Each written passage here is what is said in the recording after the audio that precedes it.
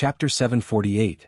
Against the immortal gods. After being saved by the other shore emperor, Gu Xian and Taihao no longer ventured out, focusing on their cultivation steadfastly. However, when it involved immortal gods, Guan always felt things wouldn't be simple and surely wouldn't go smoothly. The facts were as he anticipated. Gu Xian and Taihao cultivated for 1,000 years, and then immortal gods descended upon the land of reincarnation. At the age of 52,392, immortal gods descended upon the land of reincarnation. The other shore emperor led Yu and Taihao to invade the Nineteen Divine Mansion. As the battle commenced, disciples from other shore heaven also joined in, causing the Nineteen Divine Mansion to fall into a passive state. You began a killing spree, continuously enhancing your comprehension of the other shore heavenly god skill. In the same year, the immortal gods suddenly turned against you, joining forces with the Nineteen Divine Mansion to besiege other shore heaven. Before your master, the other shore emperor, died, he sent you and Taihao away. You and Taihao fell into reincarnation. You landed in a mortal world, regaining consciousness and vowing to avenge the immortal gods. The immortal gods turned against them, indicating it was a plot against other shore heaven. Alternatively, it could be that the Nineteen Divine Mansion had convinced the celestial court during the millennium that the other shore emperor was waiting. Although Gu Xian was involved in the downfall of other shore heaven, it wasn't due to him. It was the result of the power struggle between the two forces with the celestial court. Guan had only one feeling after reading it. Weakness is the original sin. The powerful immortal gods showed no mercy, changing their stance without hesitation. Stimulated by this, Gu Xian began to crazily seek power. He destroyed the temples and shrines of immortal gods wherever he went, killing anyone who dared to obstruct him. This naturally led to him attracting the enmity of celestial gods within a few hundred years. Now no celestial god could match him. His path was paved with slaughter, purely out of revenge, which also offered Guan a choice.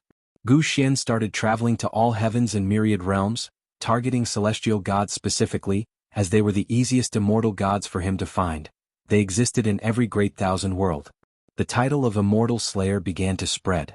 At the age of 99,866, you entered Nine Elements' great world for the first time and encountered a group of cultivators besieged by cosmic evil demons.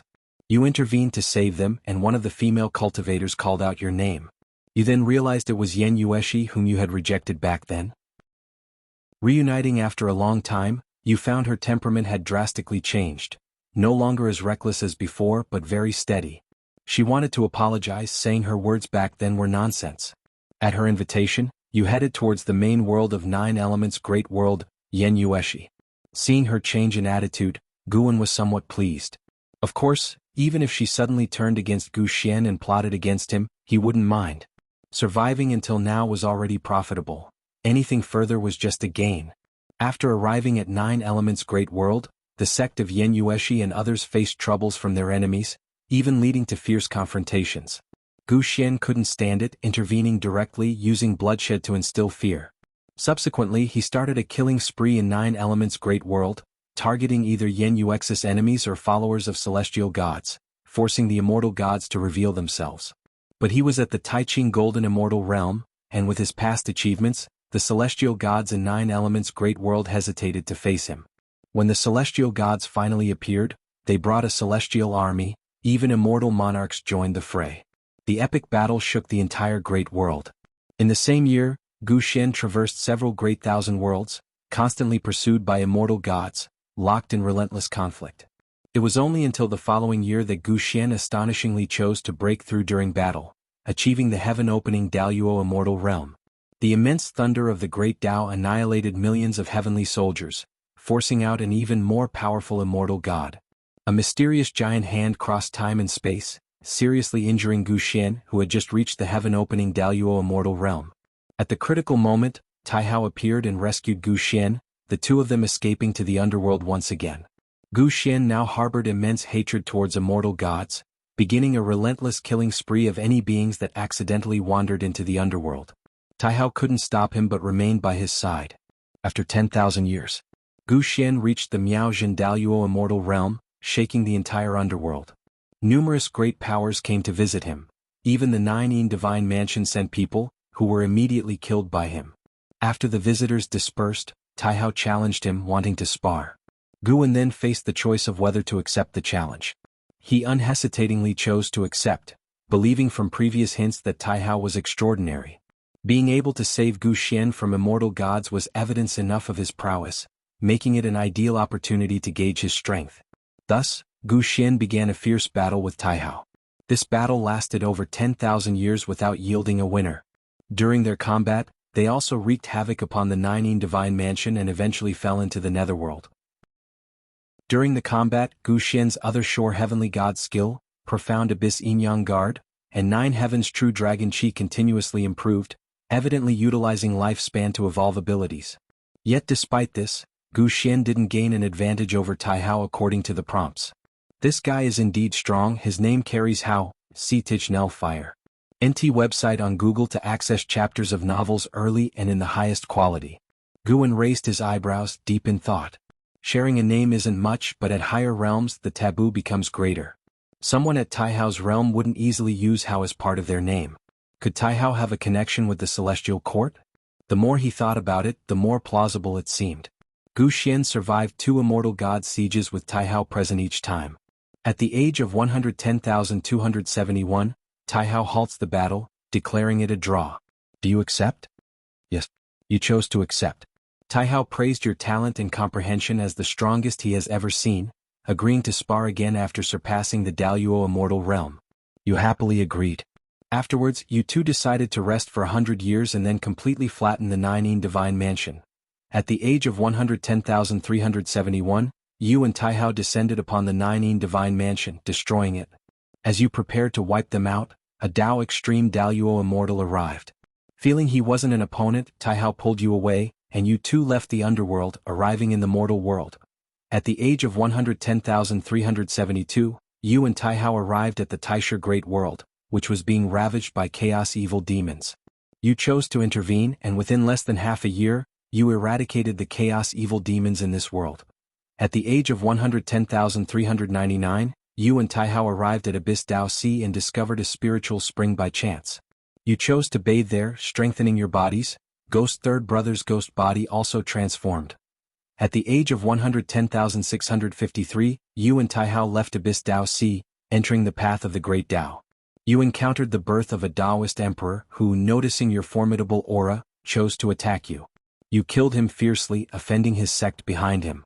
With others using divine sense, they threatened to consign you to eternal damnation. At the age of 110,701, the Donglan Emperor clan descended upon the path of the Great Dao, besieging you too. In the end, you and Taihao slaughtered thousands of cultivators from the Donglan Emperor clan. At the age of 110,702, you arrived at Primordial Emperor Domain and exterminated the Donglan Emperor clan. In the same year, your other Shore Heavenly God skill reached a new level of achievement. If you find any errors, ads pop up, ads redirect, broken links, non-standard content, etc. Please let us know reports so we can fix it as soon as possible. Chapter 749. All are reincarnation bodies again. The Primordial Emperor Domain. There are indeed many Emperor clans in the Primordial Emperor Domain. Now Guan can see the Primordial Emperor Domain clearly. It indeed has deep foundations, but there are no supreme experts in the Primordial Emperor Domain. Not to mention Shenqi Primordial Immortal, even the number of Dao Extreme Daluo Immortals is less than 5. Of course, possessing Dao Extreme Daluo Immortals alone is enough to prove the strength of the Primordial Emperor Domain. After exterminating the Donglan Emperor clan, Gu Xianyu and Taihao began to travel through the Primordial Emperor Domain. The days that followed were relatively peaceful, as the Primordial Emperor Domain had no celestial gods to guard it, so Gu Xianyu didn't go on a killing spree. In the subsequent tips, Guan watched them travel around, make many friends and continuously encounter female cultivators and female demons showing goodwill towards them. Gu Xianyu refused and Taihao also refused as if it were a competition. After experiencing so much, the relationship between the two grew closer. After leaving the Primordial Emperor Domain, they still traveled together, traversing the heavens, and more names of the Great Thousand Worlds appeared in the tips. Gu Zuanyus' realm also stagnated. To be precise, it returned to a normal rate of becoming stronger, remaining in the Miaojin Daluo immortal realm for a long time. The two went to the Dao fields of great powers to listen to Dao, benefiting immensely, and Taihao even created new divine skills which he passed on to Gu Xianyu. Gu Xianyu wasn't as creative as Taihao. He invested his lifespan evolution into the other shore heavenly god skill and profound abyss yin and yang protection. The 9 heavens true dragon chi also improved, but its frequency in the tips was clearly lower than the other 2. At this rate it's hard to die. While rejecting a Miaojin Daluo immortal female expert for Gu Xianyu, Guan sighed. The sea breeze blew gently and sitting on the reef, he couldn't help but stretch lazily. The smoothness of this life made him feel somewhat bored, but he could only wait. The age in the tips rapidly increased, and even after tens of millions of years, Gu Xianyu did not encounter any sieges by immortal gods. However, his cultivation realm had reached the Dao Extreme Daluo Immortal. He was inseparable from Taihao, going everywhere together. They visited the endless Dao Mountain to listen to the Dao, gaining great fame and receiving exalted titles from the ancient great powers of the endless Dao Mountain, being called the 2 great saints of the great Dao. CTH Novel Fire. Net website on Google to access chapters of novels early and in the highest quality. This ancient great power was called the Supreme Sect Master, whose cultivation was unfathomable, and even Dao Extreme Daluo Immortals bowed to him. In the current endless Dao Mountain, Guan hadn't heard of this name. The Supreme Sect Master openly declared in the Dao field that Gu Xianyu and Taihao had the potential to become saints. The potential to become saints? Guan was somewhat curious, but from the tips he couldn't understand what the potential to become saints was. After being bestowed with their titles by the Supreme Sect Master, Gu Xianyu and Taihao's fame spread far and wide. Wherever they went, great powers from various sects and clans came to welcome them, leading to much less conflict. It wasn't until Gu Xianyu was over 100 million years old that he experienced only a few major battles, and his cultivation realm still remained at the Dao Extreme Daluo Immortal. He seemed to be no longer in a hurry and no longer relied on lifespan evolution abilities. When approaching 200 million years old, Gu Xianyu encountered Yan Yueshi again. Even after so many years, her affection for him hadn't changed, and she even wanted to leave her sect to travel the heavens with him. This time, Guan agreed because he saw that Gu Zuanyu's mental state had changed in the tips. Reaching this realm, if he still refused his beloved for fear of trouble, it would indeed be too pathetic.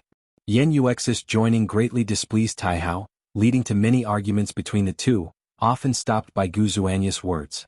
Yan Yueshi hoped Gu Xianyu could stop, marry her and become Dao companions. Taihao, however, believed that the Great Dao is long and that one should not stop before seeing the end of the Great Dao. This argument persisted until the arrival of the immortal gods. Countless immortal gods descended, surrounding the 3, and even several supreme immortals joined the fray. After fighting for hundreds of years, Yan Yueshi was captured. The immortal gods threatened Gu Xianyu to surrender. This time, Guan had no choice, indicating that Gu Xianyu had no hesitation in his heart. He told Taihao to escape alone, then walk towards the supreme immortals. Ultimately he was captured by the immortal gods. Guan thought it was the end for him, but the tips continued. He was brought to the celestial court, where a celestial Dao venerable ordered him to be thrown into the heavenly prison. He began meditating and seeking enlightenment in the heavenly prison. During this time many immortal gods came to recruit him, some for the Son of Heaven, others for the celestial Dao venerable, but Guan refused them all. Now Guan only wished for Gu Xianyu to end his life soon, to avoid exposing his lifespan-stealing ability. However, the celestial court wouldn't kill him. After being suppressed for tens of millions of years, someone came to visit him, and it was Yan Yueshi. She had already ascended to the immortal class, becoming a celestial god in the celestial court. She persuaded Gu Xianyu to submit, saying the celestial court was invincible, and even the strongest beings had to be bound by the heavenly Dao. Gu Xianyu thought of his deceased master and the slaughtered other shore heaven. Despite his beloved's persuasion, he still refused to bow his head. No matter how she tried, Gu Xianyu remained adamant. Yan Yueshi became very angry, warning him harshly, which reminded Guan of the time Gu Xianyu first rejected her. Although this time Yan Yueshi was concerned about Gu Zuanyu's life and death, Guan felt she did not understand Gu Xianyu. If Guan felt this way, how much more so would Gu Xianyu, who directly faced Yan Yueshi? In the endless years in the heavenly prison, the tips became simpler. Whether it was cultivation, Dao techniques, or divine skills, it took many years to progress. Even at 100 billion years, Gu Xianyu still hadn't surpassed the Dao Extreme Daluo Immortal realm. That year the heavenly prison shook. The tips revealed a world-shaking fierce demon was causing havoc in the celestial court, heading towards the heavenly prison, destroying its formation and allowing those suppressed strong beings, including Gu Xianyu, to escape. After escaping the heavenly prison, Gu Xianyu saw the fierce demon's figure. The demon's strength greatly shocked him, making him feel it was an opportunity. So, instead of fleeing the celestial court, he chose to cause chaos with the demon, killing as many immortal gods as possible to avenge his master. But immortal gods can't be killed, they always revive. Even Dao Extreme Daluo immortals feel powerless in endless battles. Finally, 3 celestial Dao venerables descended to capture the fierce demon. Gu Xianyu also prepared himself for death. Before dying, he glanced at Yen Yueshi standing among the vast army of immortal gods, looking down at him with resentment, seemingly blaming his choice. In the tips, Gu Zuanya's heart felt no bitterness, instead he felt relieved and had no regrets. At the critical moment, a terrifying power pierced through the celestial court's destiny, saving Gu Xianyu. The one who saved him was Taihao. Taihao took Gu Xianyu to chaos. Surviving even this, Guan felt a bit helpless. 100 billion years of life memories must be so long. The inheritance process must be exhausting, especially since Gu Xianyu hadn't died yet, and the weight of the memories kept increasing. After escaping the range of the heavenly Tao, Taihao stood in the chaos void and looked at you. His expression made you feel unfamiliar. Taihao said he was very disappointed in you, thinking you were held back by romantic feelings.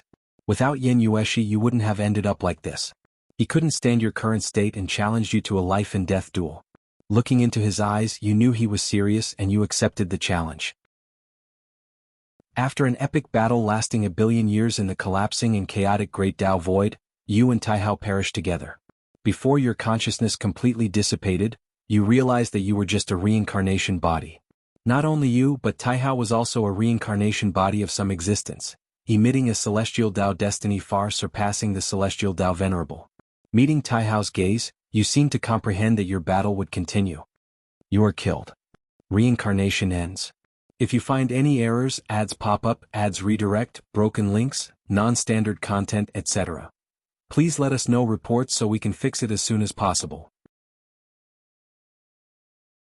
Chapter 750. The meaning of reincarnation. It's finally over. Guan looked at the last prompt, feeling emotional in his heart. But regarding Gu Xian's feelings before his death, he felt a bit uneasy. The heavenly Tao destiny that far surpassed the celestial Tao Venerable, why did it sound so much like the Celestial Emperor? The Celestial Emperor had been in seclusion for many years, creating billions of reincarnation bodies was normal. Thinking about it carefully, as long as Taihao was there, they could always escape from the siege of the immortal gods. As Guan was contemplating, a vast and boundless memory flooded into his mind. He didn't move or activate the lifespan barrier. Although the inherited memories would absorb spiritual energy, the celestial spirit great world had long since transformed. The nature's spiritual energy far surpassed the past, making a little commotion wasn't an issue. Moreover, even if the beings of the celestial spirit great world came nearby, they would be unable to perceive his existence with the naked eye. In the process of integrating the memories, Guan walked once again through Gu Xian's memories. Compared with the previous cycles of reincarnation, Gu Xian's life experiences were different from others. Born of the profound abyss fruit, he was insensitive to time, and his concepts and cognitions were above the human world. Gu Xian's innate divine ability, the profound abyss yin-yang shield, was very powerful. It formed a protective qi with the profound abyss qi in the path of yin and yang. This qi could counteract enemy attacks and allow him to traverse space, a divine skill for both offense and defense. The Other Shore Heavenly God skill taught by the Other Shore Emperor was also a remarkable creation. The Other Shore Emperor himself admitted that it was by obtaining this skill that he opened up the Other Shore Heaven, and its name originated from this skill. Whether it was the profound abyss yin-yang shield or the Other Shore Heavenly God skill, both were worth over a billion years of lifespan, making this cycle's lifespan reincarnation quite profitable. Compared with these, Guan was more concerned about Taihao. When he first saw Taihao, he didn't think much of it, but after integrating the memories and looking back, he felt a bit dazed. Taihao looked too much like an Hao, but had more imposing mannerisms than an Hao, possessing an invincible air. During the days fighting side by side with Taihao, Gu Xian was often astounded by Taihao. It was because of Taihao that he fought desperately to become stronger. However, no matter how many years of lifespan he invested in his evolution, Taihao always remained unfathomable. Their first confrontation ended in a draw, but Guan felt that Taihao had deliberately held back, fearing that he would be discouraged. The final battle, though, forced Taihao to go all out, and it was undeniable that Taihao was exceedingly strong. Even though it was the 9 heavens true dragon Qi, Gu Xian's achievements were far inferior to Taihao's. Even as Guan looked back now, he felt that Taihao's strength at that time was unimaginable. Within the Dao Extreme Daluo Immortal realm, it was hard to imagine anyone defeating him. This further confirmed to him that Taihao was indeed the Celestial Emperor's reincarnation body. Getting entangled with the Celestial Emperor was not a good thing, but the lifespan reincarnation could isolate cause and effect. If the Celestial Emperor could deduce his existence, he would have already found him, considering that Gu Xian and Taihao were in the past. Wait a minute. Could it be the Celestial Emperor's means that brought in Hao before him? No, if that was the case, the Celestial Emperor could have appeared long ago. Moreover, and Hao had gone through many twists and turns before appearing to him. He was handed over to the Celestial Spirit Immortal Venerable by Emperor Ziwei, and then brought to the Celestial Spirit Great World by the Celestial Spirit Immortal Venerable. If the Celestial Emperor was behind the scheme, why go to such trouble? Guan felt that his ability to manipulate lifespan was very strong and that it likely had greater causal power than the Celestial Emperor's. He did not dwell on this issue because no matter what, the events had already transpired, and his past within Hao could not be erased. Instead of agonizing over the past, it was better to think about the future. Gu Xian's life gave him many insights. So many great powers made the great Tao of all heaven seem much richer. Many beings no longer existed, but their existence proved the profoundness of the great Tao of all heavens. The Supreme Sect Master, who lectured in the Endless Tao Mountain, made him feel that his cultivation level perhaps surpassed the Qianqi Primordial Immortal. In addition, during that battle in the Celestial Court, he saw the figure of a fierce demon who wreaked havoc in the Celestial Court. Although the demon's cultivation was not as high as his, it could be confirmed that the demon was definitely a Qianqi Primordial Immortal. 9 out of 10, the demon had just entered the Qianqi Primordial Immortal realm, believing itself invincible on its path, and thus fought its way to the Celestial Court. If it didn't have such cultivation, it wouldn't have been able to break into the Celestial Court. For a powerful figure like a Dao Extreme Daluo Immortal trying to forcefully break into the Celestial Court, those Celestial Dao Venerables, Supreme Immortals would definitely intervene, never giving the Dao Extreme Daluo Immortal the chance to break in. Of course, even if a Dao Extreme Daluo Immortal couldn't break in, escaping while besieged by immortal gods would not be difficult. That fierce demon could have escaped, but chose to fight to the death, likely bearing a deep blood vendetta, with killing intent heavier than Gu Xian's. The posture of standing alone against billions of immortal gods left a deep impression on Guan. Guan opened his eyes, the ocean in front of him churned incessantly. In the distance, he saw the silhouettes of cultivators exploring. No one could perceive him. See the novel Fire. Net website on Google to access chapters of novels early and in the highest quality. He didn't get up immediately. Instead, he raised his right hand, and strands of black qi emerged from his palm, followed by white qi. The black and white qi intertwined, seemingly following some kind of pattern. Profound Abyss Yin-Yang Shield. This divine skill, having been continuously evolved by Gu Xian, had reached an extremely profound level. Even compared to the divine skills Guan currently mastered, it was top tier, only the absolute void eye could barely surpass it. Just mastering the other Shore Heavenly God skill and Profound Abyss Yin-Yang Shield, Gu Xian could already conquer the all heavens and myriad realms. Originally, Guan planned to undergo more lifespan reincarnations to celebrate breaking the trillion-year lifespan mark, but just Gu Xian's life made him feel pained. He didn't want to undergo lifespan reincarnation again. He decided to rest for a few million years first. Guan stood up and walked towards the Taoist field of the beginningless. In one step, he arrived at the edge of the Taoist field of the beginningless. Following his usual habit, he admired the scenery along the way. The mountain was still the same mountain, but the flowers and plants on it were constantly changing. Some seemed no different from the past, but had long since undergone a cycle of new and old replacement. As he walked, Guan was still reminiscing about Gu Xian's life. Gu Xian was different from other reincarnation bodies. Though he performed heroic deeds, he had no humanity. He resembled an immortal, thinking differently from the mortal spirits. When faced with Yen Yuex's persuasion, he could decisively sever his emotions. He didn't fear hardship or loneliness, always determined to accomplish what he believed in. Compared to personal gain, he cared about his own path and the meaning of his existence. Seeking revenge against the immortal gods, aside from obsession, was also to find his own value. He was born from the profound abyss ancient tree with no parents, and the tree itself had not become sentient. He was a creation of the heavenly Tao, not knowing his origin or his destiny. During the billions of years he was imprisoned in the heavenly prison, he kept pondering why he existed. These thoughts had now all been transmitted into Guan's mind. What is the meaning of reincarnation? Guan also pondered this question. The great Tao could create new life, there was no need for souls to be reborn repeatedly. Master! A voice called out. Sin appeared out of thin air before Guan. He excitedly said, Master, I've created a divine skill, please take a look and evaluate it? As he spoke, he raised his right hand. Small vines grew from his palm, quickly forming a tree, then branching and leafing out. If you find any errors, ads pop up, ads redirect, broken links, non-standard content, etc., please let us know reports so we can fix it as soon as possible. Chapter 751. The Immortal arrives, born for the destiny. Looking at the small tree in Sin's hand, Guan could feel a formidable curse power contained within the tree, eerily similar to the malevolent force of the desperate celestial tomb. If one were to be ensnared by the tree's vines, their mana would dissipate. Even if one could manage to escape, they would be plagued by misfortune for the rest of their life. Guan chuckled softly, not bad, but you must be careful of being backfired by this kind of power. Sin nodded, then began to speak excitedly, describing the inspiration and future plans for this divine skill. In Gu Xian's long life he had done many things but never took on a disciple. After merging with his memories, facing his disciple again, he felt a sense of novelty. As he regarded Sin, he suddenly understood the meaning of reincarnation. To the great Tao, reincarnation was of little help, but to those beings with regrets in their hearts, reincarnation was hope. The existence of the path of reincarnation made the world constructed by the great Tao not just one of birth and destruction.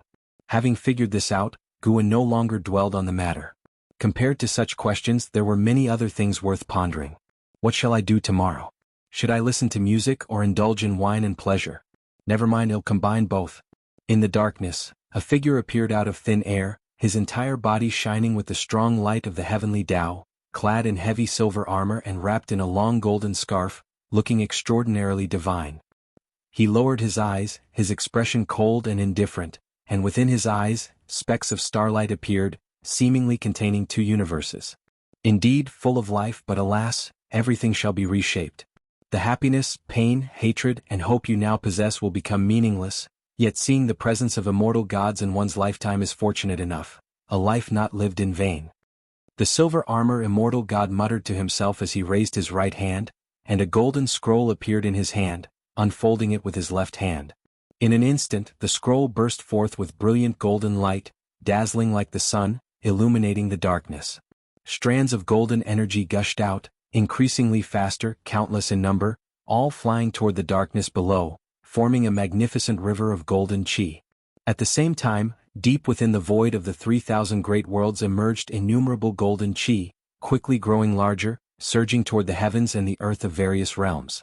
Guan, standing side by side with Xiaolan, slightly raised his eyes, and through the celestial spirit great world, he saw the conditions of the other great thousand worlds.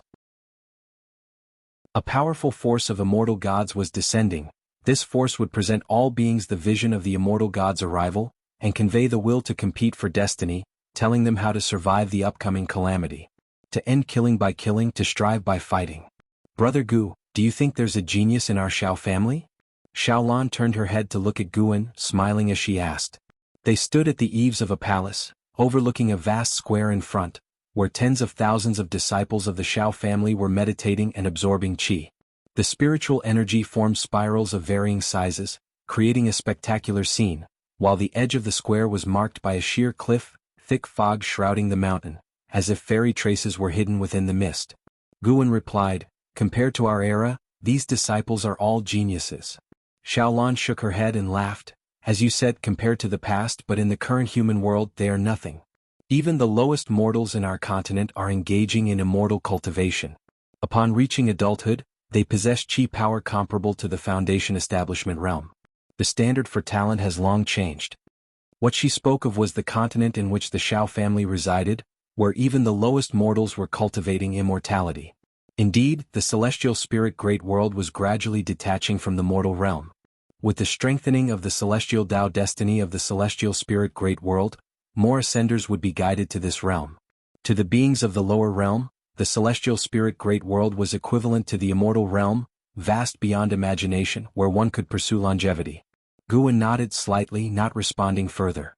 He could sense Xiaolan's little thoughts, but he had no interest in supporting the Xiao family. Xiaolan wanted to support the Xiao family because recently they had born a prodigy of heaven. Unfortunately, the boy's mother bore a deep blood feud. If he left the continent in search of the immortal path, he would face assassination. If not for Xiaolan's intervention, he would already be dead. Aside from her, the strongest in the Xiao family was merely at the Tao Void Profound Immortal realm. In the current celestial spirit great world, a Tao Void Profound Immortal was nothing remarkable. If the prodigious youth stayed on the continent, following the Xiao family's cultivation path, they feared squandering his talent. Thus, the elders of the family turned to Xiaolan for help. Xiaolan had long since noticed the extraordinary nature of the youth's physique. However, she was unsure about teaching him. Taking advantage of Gu An's visit, she invited him to observe the cultivation of the Xiao family disciples. Seeing Guan simply nod without stating much, Xiaolan bit her lip. "Brother Gu, you know what I wish to ask. Please take a closer look at him. I don't ask you to take him under Wuxia, just point out his physique and tell me how to guide his cultivation." Her gaze held a hint of melancholy. She knew Guan was deliberately waiting for her to speak first. She recalled those early days back in the Xiao family when she had vowed to strengthen the family relying solely on its members. Over millions of years, through countless tribulations, she had never turned to Guan for help. Now, breaking her promise for the sake of a junior left her feeling rather frustrated. But there was no other choice. Despite the Xiao family's millennia of existence, the talents they had produced were insignificant compared to those of the Tao court. Now having a prodigy whose physique she couldn't discern, she didn't want to miss this opportunity. It might be the key for the Xiao family to soar. She had been in seclusion for many years watching over the Xiao family. For the family to thrive, it relied on future generations. If they could produce someone like Emperor Tianhong, Zhao Rushan, or Yuan Luo, the Xiao family would undoubtedly ascend, forging deep connections with the major sects of the time. This child's physique is the primordial chaos body. In all the realms, very few can match his innate talent. However, the primordial chaos body requires awakening. Currently, he has yet to fully manifest his potential. Guan nonchalantly remarked, gazing down at the square. His attention was with the 3,000 great worlds, his mind split in two. The other half was responding to Xiaolan. The prodigy of the Xiao family did not interest him. Primordial chaos body? Xiaolan's eyes lit up in excitement. After millions of years, had the Xiao family finally borne fruit? How can he awaken? Xiaolan hurriedly asked. Guan replied, he needs powerful mana to shatter his meridians, bones, and flesh. When he is on the verge of death, his primordial chaos body will absorb nature's spiritual energy, helping him regenerate his body. From then on, he will be unstoppable. Upon hearing this, Xiaolan frowned, her excitement dissipating. Such an awakening method seemed overly cruel. Guan looked at the celestial vault and said, his physique has indeed emerged due to destiny. The world is about to change again, and perhaps this heralds the replacement of the old and new eras. Hearing his words, Xiaolan felt even more conflicted. CTH novel_fire. Et website on Google to access chapters of novels early and in the highest quality. If you find any errors, ads pop up, ads redirect, broken links, non-standard content, etc., please let us know reports so we can fix it as soon as possible. Chapter 752. The growth of Wuxia. After Guan pointed out the method for awakening the primordial chaos body to Xiaolan, he did not ask more about the situation of that Xiao family genius. Nor did Xiaolan expect him to personally oversee it. It was enough to obtain this method. Afterwards, she no longer mentioned the matter but instead took Guan to continue touring the Xiao family grounds. In the present day, the Xiao family dominated a region, and there were considerable changes every 100 years. She knew Guan liked to wander, so she planned to show him around more. If Guan liked this place, he could come often in the future. After the two left, a young man in white clothes on the square opened his eyes and looked towards the grand palace ahead. Strange, was that feeling just an illusion? The young man muttered to himself, looking around before closing his eyes again and continuing his cultivation. As time passed, Guan, besides the fixed monthly schedule of picking medicinal herbs, spent all his remaining time relaxing. He even transformed into a mortal to play in the human world. He had been a farmer, a scholar, fished along the coast, hunted in the deep mountains, and had even been a powerful court minister in the court, stirring up trouble. Each identity would come to its conclusion. He never maintained any cause and effect with anyone, nor did he reveal his identity as a cultivator. In this way, 800,000 years quickly passed since he inherited the memory of Guxian. Over the past 800,000 years, the struggle for the Son of Heaven had completely erupted, with those powerful great thousand worlds bearing the brunt, becoming battlefields. The celestial Tao destiny also began to spread, affecting more and more great worlds. The celestial spirit great world wasn't exempt from this turmoil either. More and more talents were emerging in the celestial spirit great world, some even possessing physiques not inferior to the primordial chaos body. The growth speed of talents could verify the foundation of a sect, and the clashes between talents also became excuses for the ambitious. The friction among the 9 sects was growing. There was no eternal peace, and for many strong individuals, peace was instead a restraint. They lay dormant, waiting for the opportunity to stir the winds and clouds of the world. This year it was rare for Guan to host the Chinese New Year at the Taoist field of the Beginningless, under Nzazai's organization. The New Year was very lively. Some 4th-generation disciples were drinking with Guan for the first time and were very excited. At the spring banquet, Guan agreed that the 4th-generation disciples could start accepting disciples. The standard was the same as for the 4th-generation disciples. They could only accept one disciple. The 4th-generation disciples could then accept a second disciple, which made the disciples even happier. They were filled with emotions for the Beginningless and naturally hoped it would grow stronger. Beneath the Beginningless was the 9-spirit continent, a land rich in people and resources. With a call to arms, many would kneel before the dojo. The Beginningless didn't lack sources of talent, but it lacked Guan's approval. As evening approached, Guan swayed the wine jug, gazing at the sunset. His eyes reflected an earth-shattering battle, one great thousand world invading another. Continuous streams of living beings crossed the void, never stopping even if they were torn to pieces. Sarthan of Fire. At website on Google to access chapters of novels early and in the highest quality. Master, I've written a roster recording all the disciples. Would you like to take a look? An Exane came to Guan's side and asked softly. Guan had restrictions on the disciples accepted by the 3rd and 4th generation disciples, but not on the 2nd generation disciples. Now, the number of disciples in the Beginningless had exceeded 150. Even the youngest disciple had grown up and could stand alone if they went out.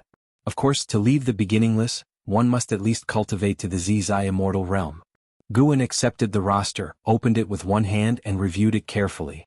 He mainly focused on Nzin's writing, from which he could see the depth of her Tao intent and her mood while writing. Master, if the struggle for the Son of Heaven affects the celestial spirit great world, can the disciples be given a chance to train? An Exan saw that Guan was in a good mood today, so she smiled and asked softly. Cultivation, apart from achieving longevity, was essentially about becoming stronger than others. After practicing for millions of years, only sparring with fellow sect members had become tedious for the disciples. They also wanted to vanquish demons and save all living beings, just like the stories Guan wrote in his books. And Xian also wanted to do something, to put her learning to use. Alright, you can arrange it then. Guan glanced at an Xian, smiling. His response made an Xian uneasy, fearing that Guan might be angry. Master, if you don't want us to do this, we can refrain from going out. An Xian quickly expressed her intentions. Guan smiled helplessly and said, I wouldn't play mind games with you all. Since I've agreed, it means I truly consent. Hearing this, an Xian finally breathed a sigh of relief. She didn't know why, but over the past million years she felt Master had become more and more dignified. Although he still smiled, an extraordinary aura of transcendence brought her increasing pressure with each passing day. If she felt this way, what more the other disciples? Guan heard her thoughts but did not explain. Nowadays he no longer cared about what others thought. Even if they were nervous facing him, so what? After all, he would not harm the people around him. Nervousness wouldn't affect anything. He was now thinking about one thing, when to break through. Currently he had a lifespan of 16 trillion years, a vast amount, but he felt it wasn't stable enough for a breakthrough. Of course, if he were to wait for a quadrillion years, he wouldn't be able to endure it. After hearing Guan's words, an Xan felt she had overthought, beginning to speculate on what Master was thinking. Master wasn't a petty person. He either agreed or disagreed, never letting the disciples guess. Then, she toasted Guan with a glass of wine before bowing and taking her leave. In the torn dark void, figures of living beings were fighting everywhere, more than the stars, a heartbreaking sight.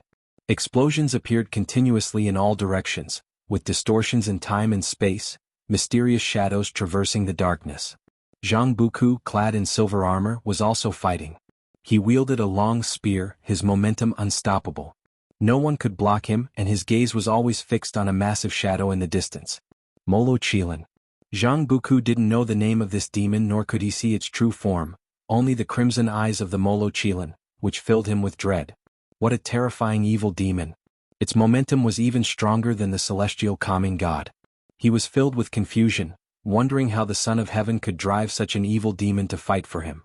Did the celestial court not intervene? Although he was a heavenly soldier with the status of an immortal god, he didn't even have the qualification to step into the celestial court. Sometimes thinking about it made him feel bitter. But after the bitterness came an even greater fighting spirit. He must ascend the heavenly ascension stairs. He must go to the celestial court. Jianghu's eyes grew determined as he cast aside his inner distractions and charged towards the Molo Qilin. The struggle for the Son of Heaven had begun. Their task was to seize this great thousand world. As pioneers they could not retreat. The celestial court's destiny kept them immortal. Since they wouldn't die, even if the opponent was strong, he would fight fearlessly. Many heavenly soldiers had the same thought, all striving to slay the Molo Qilin. In the exceedingly distant void, atop the gigantic Molo Qilin's head stood a man in black. He crossed his arms over his chest, his face coldly arrogant. He looked down at the heavenly soldiers charging toward him with contempt in his eyes. If you find any errors, ads pop up, ads redirect, broken links, non-standard content, etc., please let us know reports so we can fix it as soon as possible. Chapter 753, The Crazy Immortal. The immortal gods of the celestial court are truly foolish and arrogant. The man in black muttered in a low voice. He raised his right hand and reached forward into the air as if it were a dragon's claw. With a wave, a vast expanse of black energy surged forward, sweeping relentlessly. Within the rolling black mist emerged countless figures clad in black armor, strikingly similar to the heavenly soldiers, but entirely black. As soon as this dark heavenly army emerged, their terrifying murderous intent shook the entire battlefield, drawing innumerable creatures to turn their heads and look. On this void battlefield, apart from the heavenly soldiers and evil demons, there were more Taoists from the two great worlds from all races, making it extremely chaotic. The battlefield was vast and impossible to judge with the naked eye, yet even so, this dark heavenly army made all beings feel a sense of dread. All heavenly soldiers, follow me and kill. The loud shout of the celestial calming god rang out. As soon as the words fell, tens of thousands of heavenly soldiers shouted in unison. The celestial Tao destiny within them fully erupted, wrapping around them like true sunfire, increasing their momentum dramatically. At this moment, at the edge of the void, Fang Xian and the 6 others who had sworn brotherhood with the Blood Prison Great Saint were also fighting fiercely, and from afar, they were all shocked and alarmed. Brother, such a battlefield is not something we can meddle in. These people and those heavenly soldiers, they are simply insane. Heavenly soldiers are immortal and naturally fearless. Those people are fighting desperately for immortal fate. If second brother were here, he would definitely also fight desperately. Fang Xian listened to his brother's words without a sound. They kept their distance from each other, seemingly fighting individually, but actually cooperating, full of tacit understanding. Fang Xian's heart was also restless, hesitating whether to retreat. Search * the Oval Fire. @ website on Google to access chapters of novels early and in the highest quality. He remembered that heavenly army who had previously captured them. If it hadn't been for the intervention of the supporting Tao Sword Venerable, the consequences would have been unimaginable. Although these heavenly soldiers were not a match for the supporting Tao Sword Venerable, their own strength was very formidable. But such a powerful heavenly army seemed like challengers on this void battlefield. Fang Xian gazed at the terrifying figure of the demonic Qilin, filled with dread and curiosity. Fight at the edge, do not approach. Fang Xian said, and the other 5 naturally had no objections. Unlike the warring factions, they had not decided to join any faction of the Son of Heaven. They came to observe the situation first, only to be entangled by a group of madmen upon arrival. These beings did not know them nor felt the same destiny, directly treating them as enemies. Now Fang Xian and the 6 seemed like a third-party faction, as beings from both great worlds would target them. Because they were here for immortal fate, they dared not go all out, rather they were restricted in their actions. This battlefield was merely a microcosm of the 3,000 great worlds, with hundreds of void battlefields fighting simultaneously, each battlefield featuring demonic Qilins and heavenly soldiers. All of this was in Guan's eyes. Just the struggle for the Son of Heaven had sent out more than 10 million heavenly soldiers. The celestial court's foundation was deep indeed. In the memories of Gu Xian, Guan had witnessed truly powerful heavenly armies, far beyond what these heavenly soldiers could compare. To enter the celestial court, one must at least be at the Taiqing Golden Immortal realm. Within the celestial court, there was a heavenly army with the lowest cultivation level being Taiqing Golden Immortal, which once dispatched 1 million soldiers to besiege those fierce demons. 1 million Taiqing Golden Immortals, how terrifying, and they were immortal. Destroyed, they could be revived with the celestial court's destiny. When Gu Xian was besieged by the immortal gods of the celestial court, he often felt powerless. Even though the enemies were like insects in his eyes, he couldn't kill them. Over time, these insects posed a great nuisance to him, and moreover, the celestial court did not only send heavenly soldiers to besiege him. Each war in the struggle for the Son of Heaven would last for many years, fighting until one side completely lost their will to fight. Defeat would lead to escape, as many defeated beings, ashamed to face their master, would flee the struggle for the Son of Heaven, escaping to great worlds yet untouched by war. 1,000 years later, several uninvited guests fled to the celestial spirit great world. They did not come through the world gate, angering the celestial spirit god who directly killed them. This was just the beginning. In order to maintain his celestial authority, the celestial spirit god became the guardian of the celestial spirit great world. But as the invading beings grew stronger, the celestial spirit god of the heaven-balancing golden immortal realm began to feel pressure. Fortunately, the Tai immortal monarch timely assisted, sending the 72 immortals of Jianghu to help capture the invaders of the celestial spirit great world. Guan was very satisfied with Tai immortal monarch's attitude. He acted even without instructions. Despite past grievances, once becoming allies, he became more and more pleased with Tai immortal monarch, even more so than the celestial spirit god. Over these millions of years, Tai immortal monarch and the 72 immortals of Jianghu did many things for the human world, leaving numerous legends and legacies of immortal gods. The development of the celestial spirit great world owed part of its success to them. Tai immortal monarch could not guess what Guan wanted, but he was sure that benefiting the celestial spirit great world would satisfy Guan. When Guan did not stop him, he felt he had found the right direction. As more and more outer heaven invaders arrived, they stirred up increasing chaos in the human world. Some took disciples whose masters might not reveal their purpose, and when the master died, the disciples naturally sought revenge, snowballing into hatred. This hatred even extended to the celestial spirit god, Tai immortal monarch, and other immortal gods. The immortal gods were indifferent, but they underestimated human nature. Another 50,000 years passed. The celestial spirit great world erupted in conflict. The 9 sects began to battle individually, and other sects quickly chose sides, starting to fight. Though the Tao court had dissolved, its legends remained, with many aspiring to achieve world unity. Stirred by or aided by outer heaven invaders, they could no longer suppress their ambitions. To the invaders, the more chaotic the world, the better they could hide. Above the sea of clouds, a magnificent giant red pavilion floated, with clouds rolling below. Occasionally there were ridge-like grand Qilin horns undulating, sparking imagination. Li Xuanmiao and the celestial destruction god stood side by side on the terrace, gazing into the distance. The celestial destruction god still wore divine armor, sharp and imposing, while Li Xuanmiao exhibited the transcendence of an enlightened immortal. This struggle for the Son of Heaven affects the 3,000 great worlds, is it really alright? Li Xuanmiao asked, his eyes seeing the chaos in the 3,000 great worlds. The struggle for the Son of Heaven was far more terrifying than he imagined. What baffled him most was that the celestial court was unconcerned with the situation of the 3,000 great worlds. The immortal gods cared more about their own cultivation and were more vigilant about whether strong realms beyond the 3,000 great worlds had offensive intentions. I have heard that the celestial Tao Venerable possesses divine skills to create the 3,000 great worlds. Even if they annihilated, the Supreme would recreate them. The 3,000 great worlds are dispensable to the celestial court. The celestial destruction god said emotionlessly. Li Xuanmiao turned his head towards him and asked, if that's the case, why create the 3,000 great worlds? The celestial destruction god answered, because the 3,000 great worlds are established by the great Tao. If missing, the power of the great Tao would fill the void, affecting celestial Tao destiny.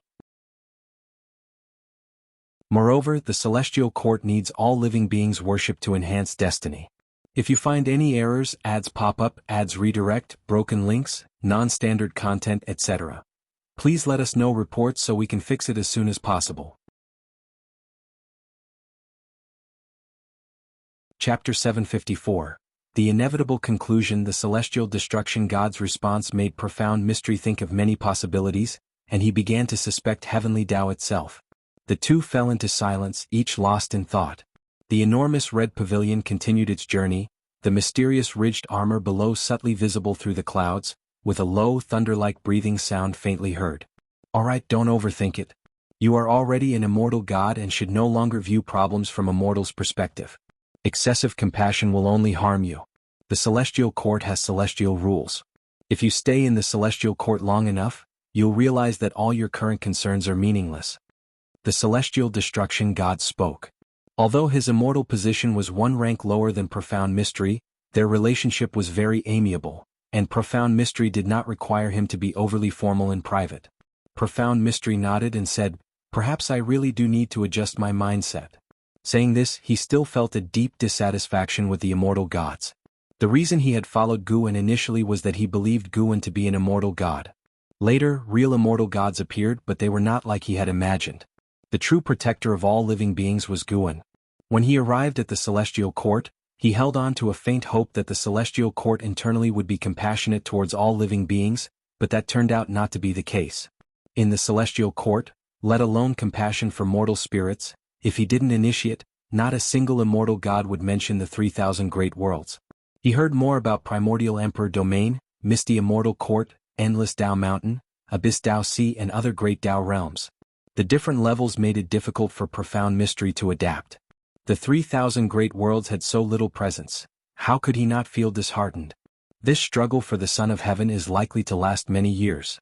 It is said that the cultivation levels of the two Sons of Heaven are roughly the same, and now they are both in seclusion. No matter which side gains the upper hand, they will eventually face off against each other. The more destiny their camps accumulate, beyond showcasing their talents, it also boosts their own destiny. Once the Sons of Heaven take action, the 3,000 great worlds are destined to turn to ashes.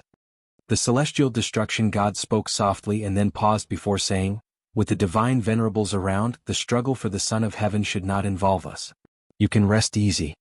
CTH Novel Fire. Net website on Google to access chapters of novels early and in the highest quality. Profound Mystery shook his head and said, "I'm not afraid of trouble." Never mind, let's not talk about this anymore. I heard the quota for the 100,000 stars has been opened. Are you really going to try? The celestial destruction god nodded and said, "I managed to transfer from under the god of destruction to under the divine venerable. I must now complete the transformation of my divine authority. The stars are good.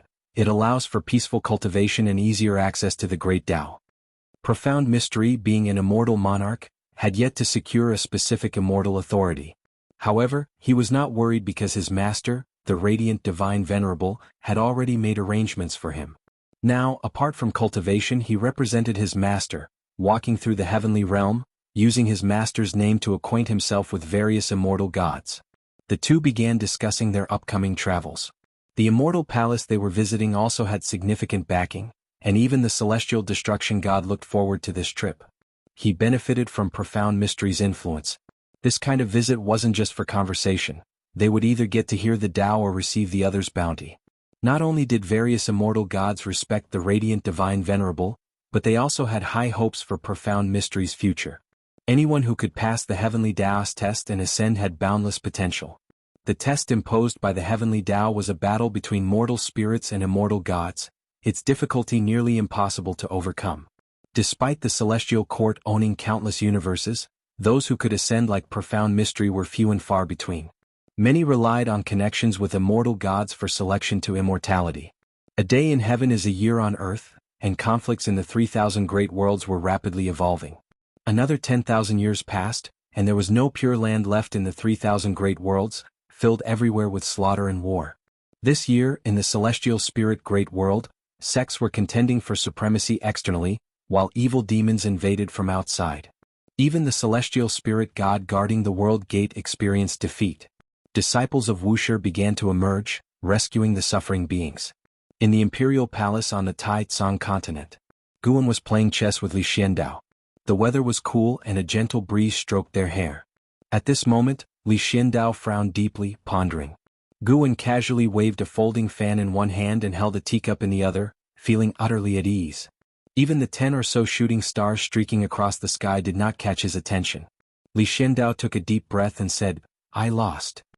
He lifted his eyes to Guan, wanting to speak but hesitating. "You have something on your mind.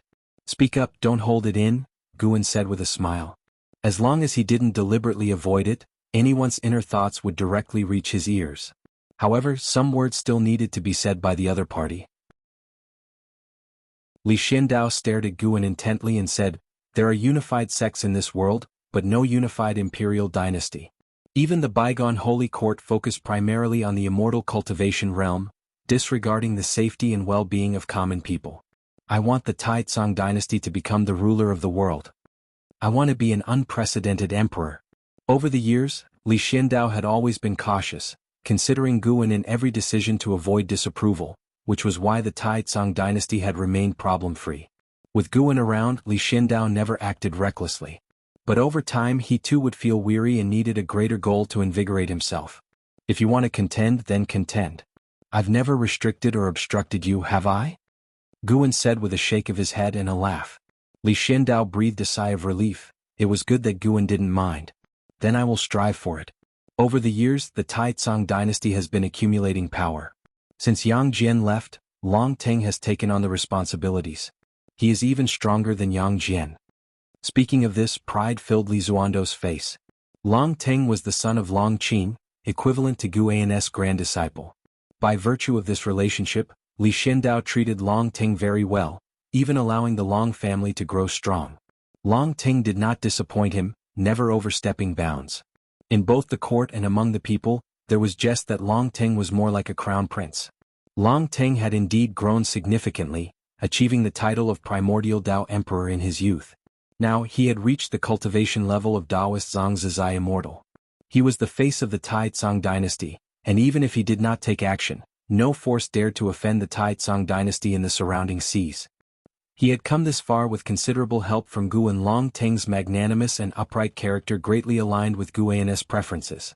Now Guan spent more time visiting him than Long Qin. Li Xiandao was also a Daoist Zhangzhizai Immortal, but he kept it well hidden. The world only knew him as a free immortal. The strength of his cultivation meant that Li Xiandao was no longer constrained by aristocratic families or sections. The Tai Tsang dynasty truly belonged to him now. It was what he once dreamed of. Guan smiled and said, "Then let me see how far you can go. Anyway, I won't be helping you. In my eyes, the Tai Tsang dynasty is no different from any other dynasty in the world. I hope you understand this." In stern tones, Li Xiandao said, "Of course. How could we ask you to intervene in conquering the world? How would the world even play a part if you did? To be honest, the reason I want to unify the world is not only for the sake of all living beings but more so to realize my own ideals. I want to become a figure in the celestial spirit great world's history who is never forgotten." If you find any errors, ads pop up, ads redirect, broken links, non-standard content, etc., please let us know reports so we can fix it as soon as possible. Chapter 755. The Immortal Lectures regarding Li Zuando's ambition. Guan gave no comment. Every person has their own goals, and even the greatest people have their private thoughts. He himself is such a person. Li Xiandao has the right to choose his own life, as long as he does not bring calamity to the entire world. There are so many evil people in this world and many who stir up warfare. Killing them all is impossible. After chatting with Li Xiandao for half a day, Guan wandered alone in the Tai Tsang dynasty, while Li Xiandao excitedly returned to the imperial study to start planning his military campaign. Unlike the chaos in various places, the Tai Tsang continent has always been peaceful, unaffected by the trends of the world. However, even in peaceful lands there are people in suffering. If Guan encounters them, he does not hesitate to help. He has the ability to save the world, but he does not do so because of the laws of the Great Tao. Helping individuals is simply because he wishes to. Sometimes, when he sees the fate of some people change because of him, Guan feels a sense of joy. His figure disappeared into the vast crowd of the city, seemingly inconspicuous and insignificant to this world. In the void, Countless sword shadows floated in all directions, forming a spectacular sword array. Each sword shadow was larger than stars, and within the array stood a disheveled red-clothed sword cultivator, holding a sword, surrounded by violent and chaotic sword chi. His gaze fixed on Liya outside the sword array. Though far apart, their eyes met, causing intense spatial fluctuations along the way. Liya, dressed in black, pointed his finger like a sword, his sword intent emanating naturally. In the dark void behind him, a dreadful sword shadow stood, formed by his sword intent. Such powerful sword intent. Clearly your cultivation level is just beginning to enter the Taoist collection Freedom Immortal realm, but the strength of your sword intent grants you the ability to excel within your realm. The red-clothed sword cultivator spoke, his tone full of admiration, seemingly unfazed by the sword array before him. Liya's eyes were cold, staring at him, and asked, "From which realm do you come? Why have you come to the celestial spirit great world? Why have you sacrificed so many souls to your sword Tao?" The red-clothed sword cultivator laughed and said, "I come from the Qingyu great world, which you should not have heard of. As for why I have come, there are unavoidable reasons. I am severely injured, my sword intent suffering karma retribution, and I need numerous souls to heal." Liya frowned, surprised at the other's honesty. Despite the severe injuries, he still possesses such strength. Liya's heart was filled with hesitation, not fearing the red-clothed sword cultivator but realizing that powerful cultivators like him from outer heaven are increasing. Some, like the red-clothed sword cultivator, use lives for healing, while others establish sects with hidden ambitions. Whether inside or outside heaven, the situation grows increasingly chaotic. Seeing your aptitude, I can forgive your offense. Serve as my sword slave and I can show you higher realms. This great world will only become more chaotic, and one day, even the immortal gods guarding it will struggle to survive. The red-clothed sword cultivator looked at Liya, sneering as he spoke. At his words, Liya felt countless eyes in the dark observing him like cold snakes and scorpions, making him uncomfortable. Boom! A terrifying impact came from the dark depths, stirring the Tao spiritual chi along the way, causing Liya's black clothes to flutter, making him instinctively turn to look. See Tich Novel Fire. Any *T website on Google to access chapters of novels early and in the highest quality. He saw two figures exuding terrifying auras rapidly colliding in the distance, their movement techniques far surpassing his perception, making him heart-poundingly fearful. One of those auras should belong to the legendary celestial spirit god. The celestial Tao destiny and the celestial Tao light layer of the celestial spirit great world were completely alike, only more oppressive. Even the celestial god is entangled? Liya thought secretly, and at that moment, a fierce wind blew towards him, making him instinctively turn back. His pupils dilated as he saw the red-clothed sword cultivator penetrate his sword array, killing towards him. The red-clothed sword cultivator had a grim and horrifying smile, reaching out his right hand for Liya's head, like a vengeful ghost extending its hand. Under the bright sun, in a bustling and prosperous city, Guan leaned against a courtyard wall, holding a large chicken leg. As he chewed, he said indistinctly, "Zhao Zilong marched through an army of millions relying on a long spear and a white horse to charge in and out, staining the baby in his arms with blood. In front of him stood a dozen children, both boys and girls, the oldest no more than 13, the youngest just over 5, all nervously watching Guan, waiting for him to continue." Guan stopped, swallowing hard as if he choked, and gently patted his chest. "Meat alone isn't enough. Who will sneak a jar of wine from home for me?" Guan asked with a smile, causing the children to burst into an uproar. "You already spent a lot of our money on this roast chicken, and now you want a drink? How can you be like that? The chicken isn't finished yet and you want a drink? Liar. Big liar. Continue the story. How can you stop here?" The children were anxious, some raising their small fists as if they wanted to hit Guan. The people playing in the street looked over curiously. Most found it odd that Guan, who dressed richly, would argue with a group of children. Mothers with children quickly moved away, fearing Guan was a bad person. Guan smiled even wider, his eyes glinting. "What do you understand? If you bought the book Romance of the Three Kingdoms, it would cost more than a roast chicken. If you hired a storyteller of my caliber, it would cost even more, far beyond the price of a jar of wine or a chicken. You've got a good deal." An older boy argued angrily, "Stop lying.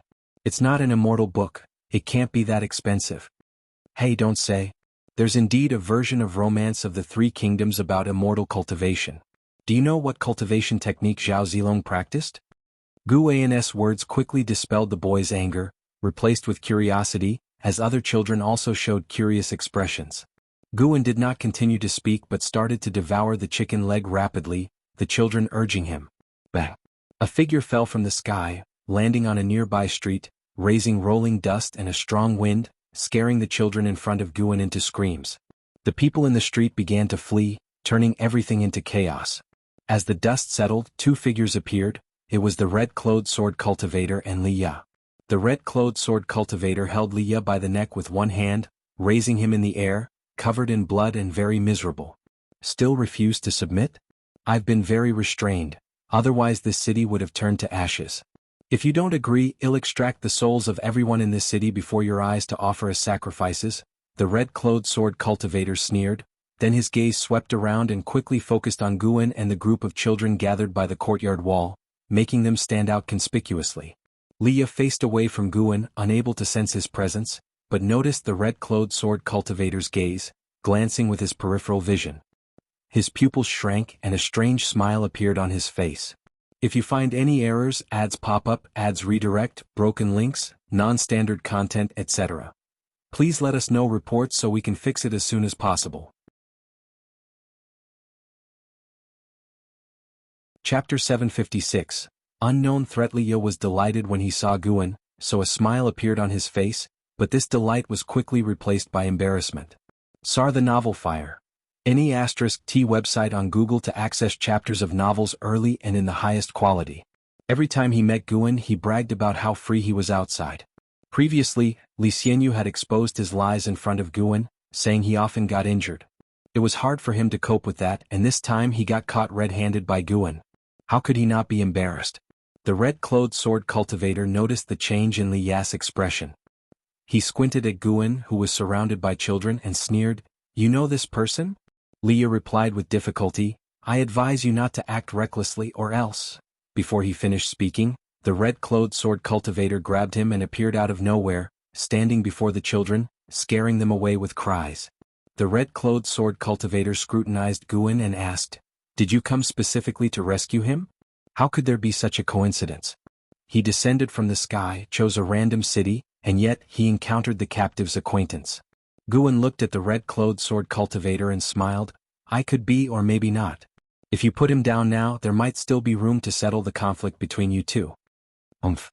The red-clothed sword cultivator snorted coldly and suddenly reached out towards Guan, moving as swiftly as lightning. Boom! A gust of wind arose out of nowhere, shaking everything on the street.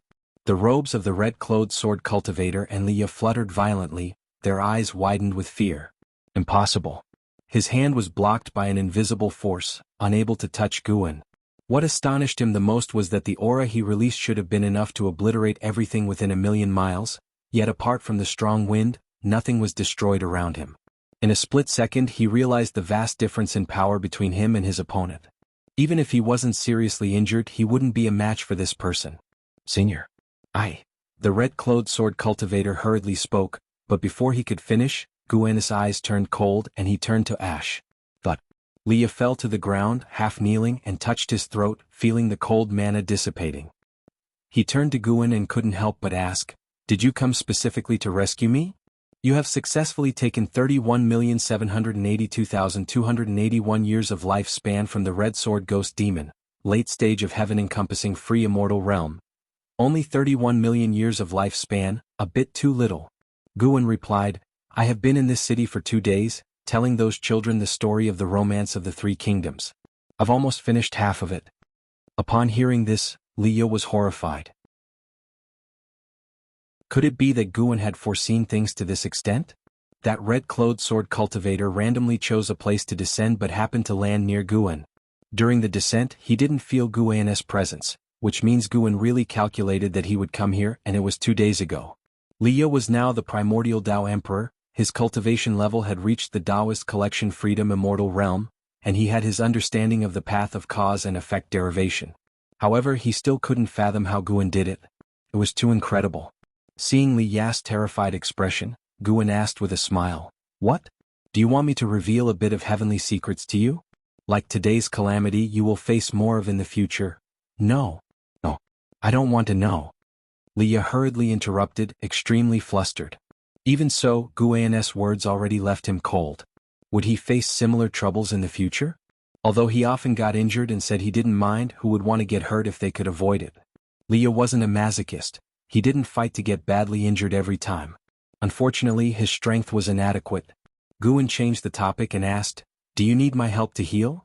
Leah's face turned awkward and he shook his head in refusal. "Then take your time recovering. I'm leaving." Guan said these words and disappeared from where he stood. Was it Leah's illusion, or did he see Guan's lips curl into a smile when he turned around? The feeling of relief from surviving was quickly replaced by embarrassment and shame, making him wish he could find a hole to crawl into. He could only try to think positively that junior brother Gu had saved him more than once and he should get used to it. Just the thought of being held by the throat and lifted into the air made his face flush with embarrassment. He didn't want to face Guan, and luckily Guan didn't stay longer. According to junior brother Gu, the world will become even more chaotic in the future. Leah thought worriedly, seemingly unable to escape the feeling of powerlessness no matter how high his cultivation level reached.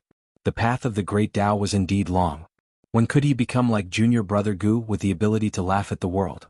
Dust flew as Leah stood on the street, lost in thought until the presence of approaching civilians brought him back to reality, then he vanished from the spot. Rescuing Leah was just a minor episode. Guan didn't mind much. If it wasn't for this catastrophe that left Leah with no hope, he wouldn't have intervened even if Leah suffered a lot.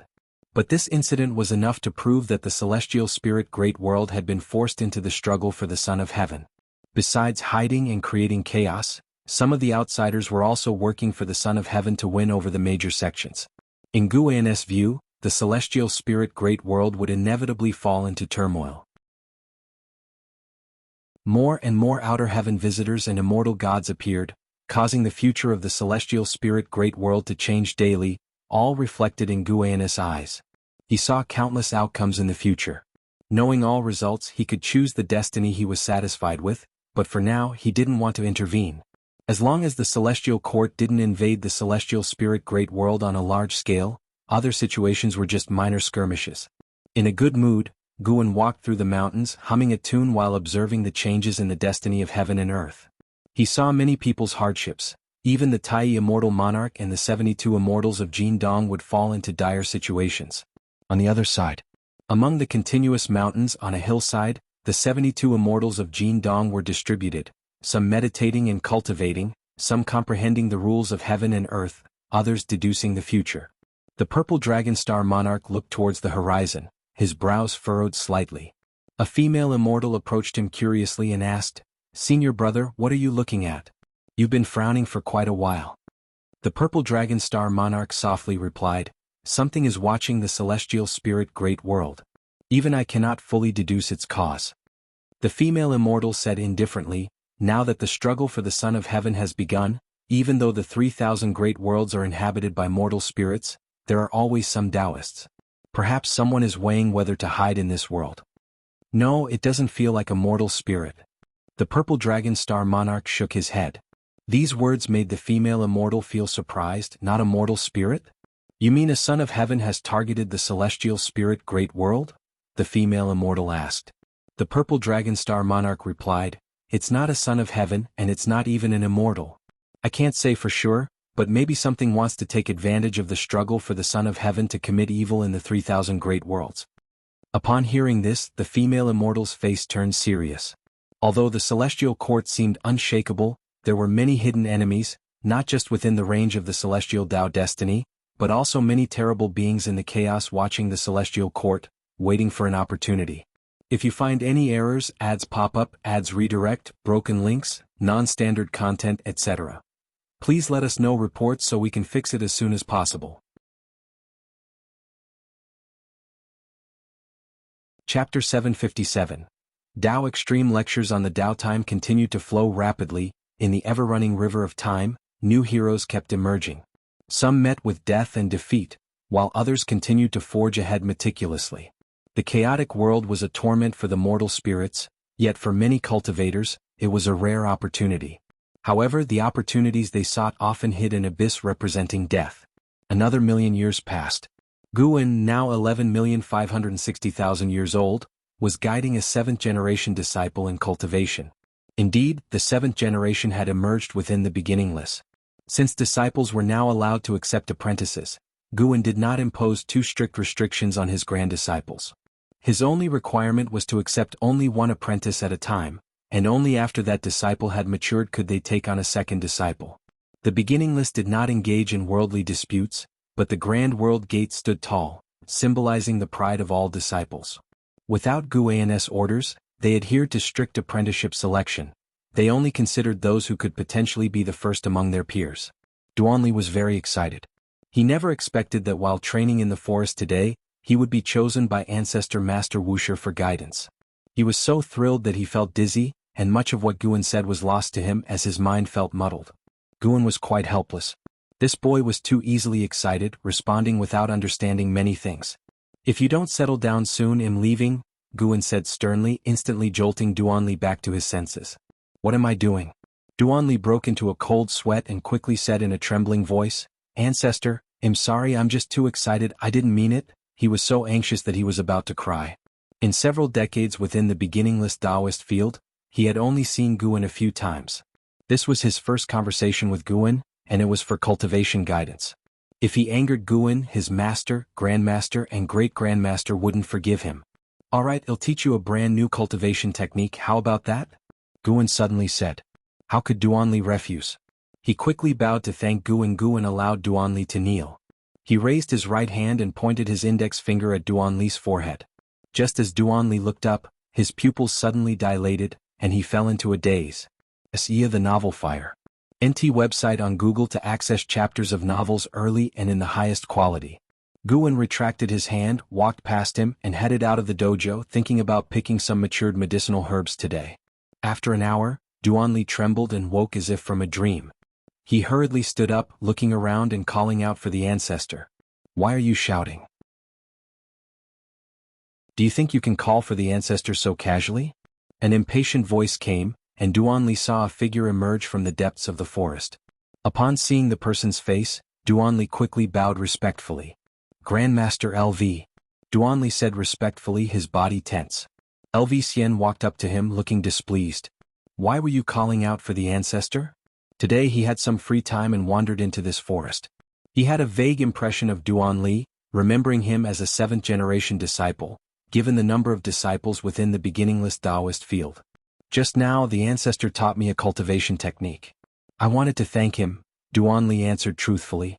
There had never been any incidents of fellow disciples harming each other within the beginningless, so Duanli felt no need for caution and answered whatever his grandmaster asked. "Oh." LV Xian raised his eyebrows. He believed Duanli wouldn't lie, especially since this was the beginningless Taoist field. His master hadn't taken on new disciples for many years, let alone guided grand disciples in cultivation. Could there be something special about this boy? LV Xian scrutinized Duanli closely, making the latter very uneasy. Duanli wanted to escape, but he didn't dare offend LV Xian. LV Xian couldn't discern anything unusual about Duanli, so he casually asked, "What's the name of the cultivation technique the ancestor taught you?" His master had created many techniques, and different techniques could indicate how much his master valued this boy. "Destiny-defying divine skill," Duanli answered cautiously. "Destiny-defying divine skill." LV Xian was stunned, standing rooted to the spot. Wasn't this his father LV Baishan's cultivation technique? His father had been dead for a long time. Usually he wouldn't even think about his father.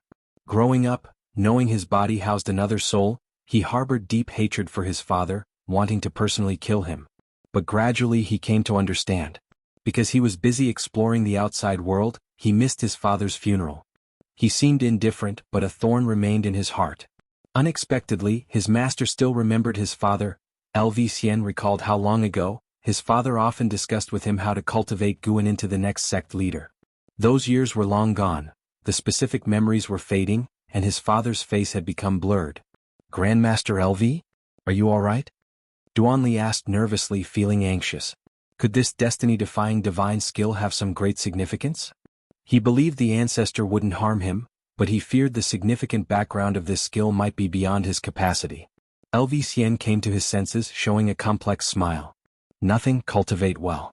Since you've got the true teachings from the master, your fortune is deep. Cherish it well." If you disgrace this technique, he'll be the first to deal with you. These words made Duan Li's legs tremble, making LV Xian shake his head with a smile before turning to leave. He needed to reflect on the past to avoid forgetting his origins. LV Xian suddenly understood why his master often daydreamed. Perhaps it was to recall the past, to always remember who he was. In the following days, the news of Duan Li receiving teachings from Guan spread throughout the dojo, arousing curiosity among all disciples. Even second-generation disciples summoned him to observe his talents and comprehension. Unfortunately, Duan Li did not exhibit greater aptitude than other disciples. However, this did not disappoint the disciples. Instead, it heightened their anticipation. The master couldn't possibly mistake. Even if Duan Li didn't seem exceptional received by the master, he would certainly excel in the future. Thus 10 years quickly passed. Since imparting the skill to Duan Li, Guan had not sought him out again. This morning he heard of a great power preaching at the endless Dao mountain, which piqued his interest and he decided to attend. The great power was a Dao extreme Daluo immortal with profound Dao practice. Listening to the teachings would definitely be beneficial. However, Guan's true self needed to pick medicinal herbs, so he sent a clone, suppressing its cultivation level to the heaven-opening Daluo immortal realm. The clone moved at great speed, soon entering the endless Dao mountain's domain. In the dim sky, the majestic Dao mountain peaks loomed amidst the spiritual fog, mysterious and solemn. Guan flew towards an old acquaintance, Hongyazi, who had been very hospitable during their first meeting, introducing him to many fellow Taoists. Since Hongyazi was also here, it was natural to go see him. Approaching the Dao mountain of the great power preaching, Guan soon spotted Hongyazi. As before, he was chatting and laughing with several cultivators, enjoying the moment. Hongyazi was the first to notice Guan, exclaiming with joy, "Fellow Taoist Meng Lang, long time no see. If you find any errors, ads pop up, ads redirect, broken links, non-standard content, etc. Please let us know reports so we can fix it as soon as possible." Chapter 758, Jianghu beyond the heavenly Dao. Looking at Hongyazi, Guan smiled and nodded at him. Hongyazi, after saying a few words to those around him, flew towards Guan. It had been millions of years since their last meeting, and Hongyazi was as enthusiastic as ever, holding Guan's hand and having endless things to talk about. Guan knew that the misty immortal court had had a rough time over the years. The Son of Heaven had been putting pressure on them, hoping they would participate in the struggle for the Son of Heaven, but the misty immortal court had its own pride and repeatedly refused. The Son of Heaven's patience had worn thin, and this put great pressure on the misty immortal court. Hongyazi came to unwind and had no intention of getting involved in the matters of the misty immortal court. The two chatted for a while and then ascended Dao Mountain together. Along the way, Hongyazi introduced Guan to this Dao extreme Daluo immortal named Jianghu, who was born in the primordial emperor domain. He had once been part of the immortal class, later reincarnated and started his cultivation anew, breaking free from the celestial court's destiny. No one knew how long he had lived. When Hongyazi was young, he had heard of Jianghu's name.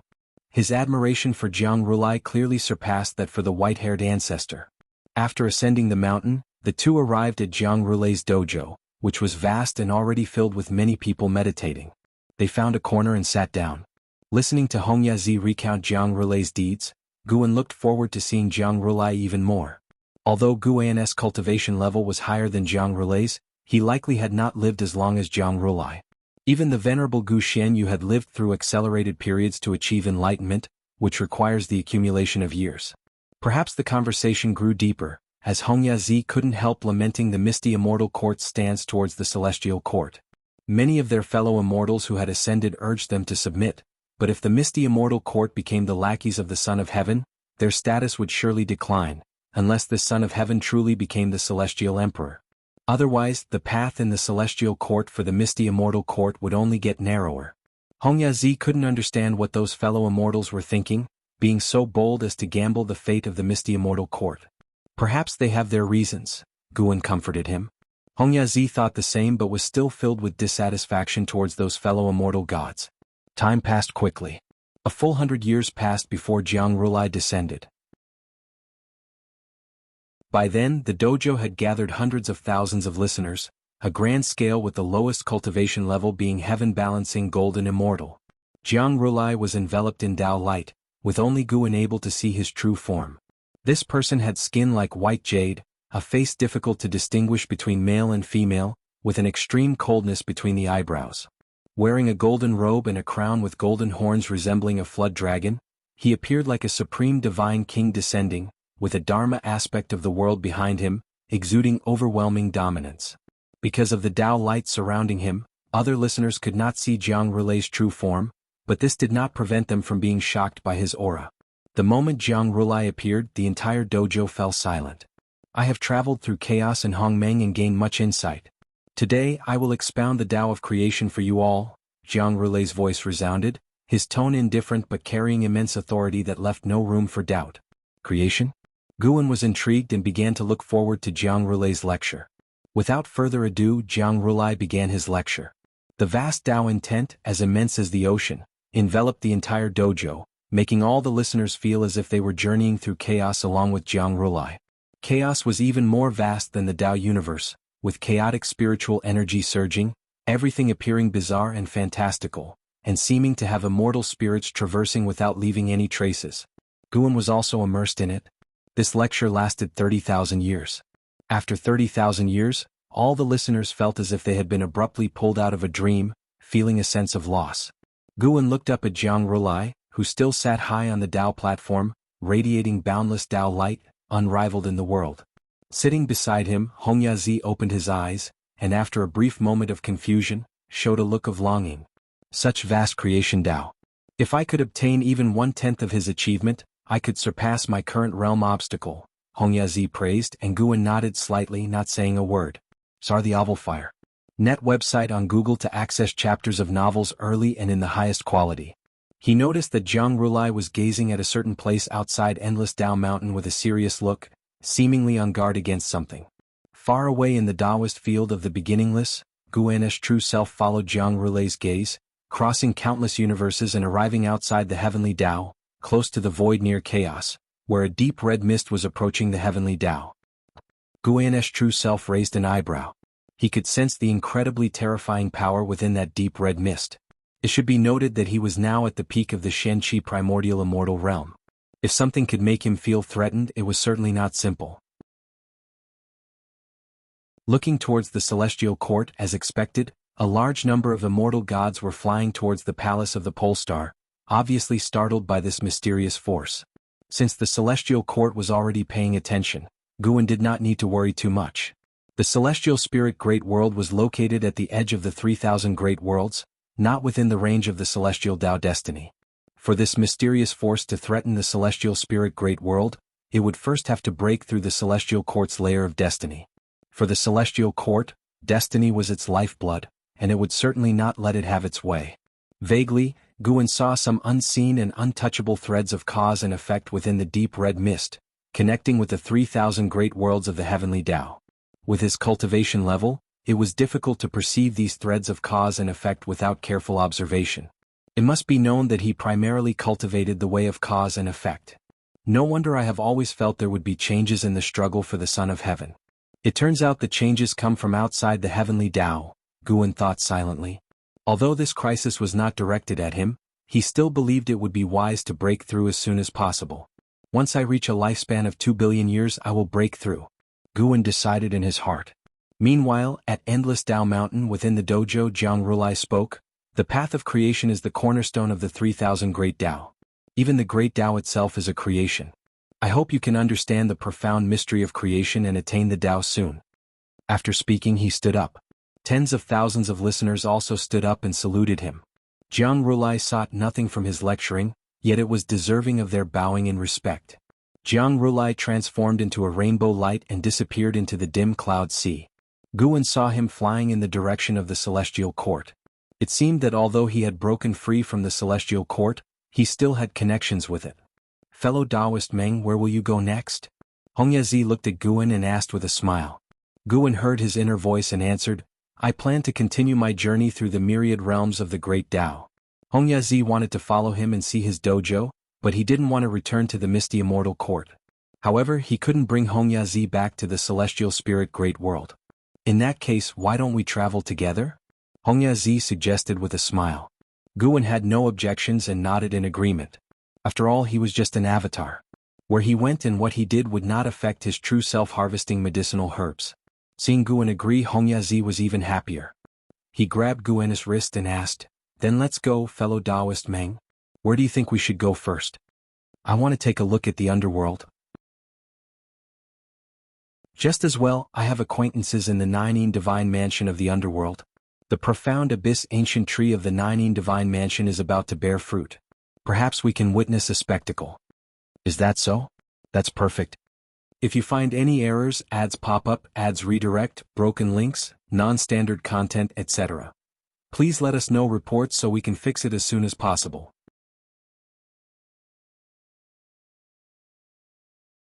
Chapter 759, Dark Divine Sect. When Guan's avatar traveled to the underworld with Hongyazi, Guan's true form maintained his usual life rhythm, occasionally glancing at the deep crimson mist beyond the heavenly Tao.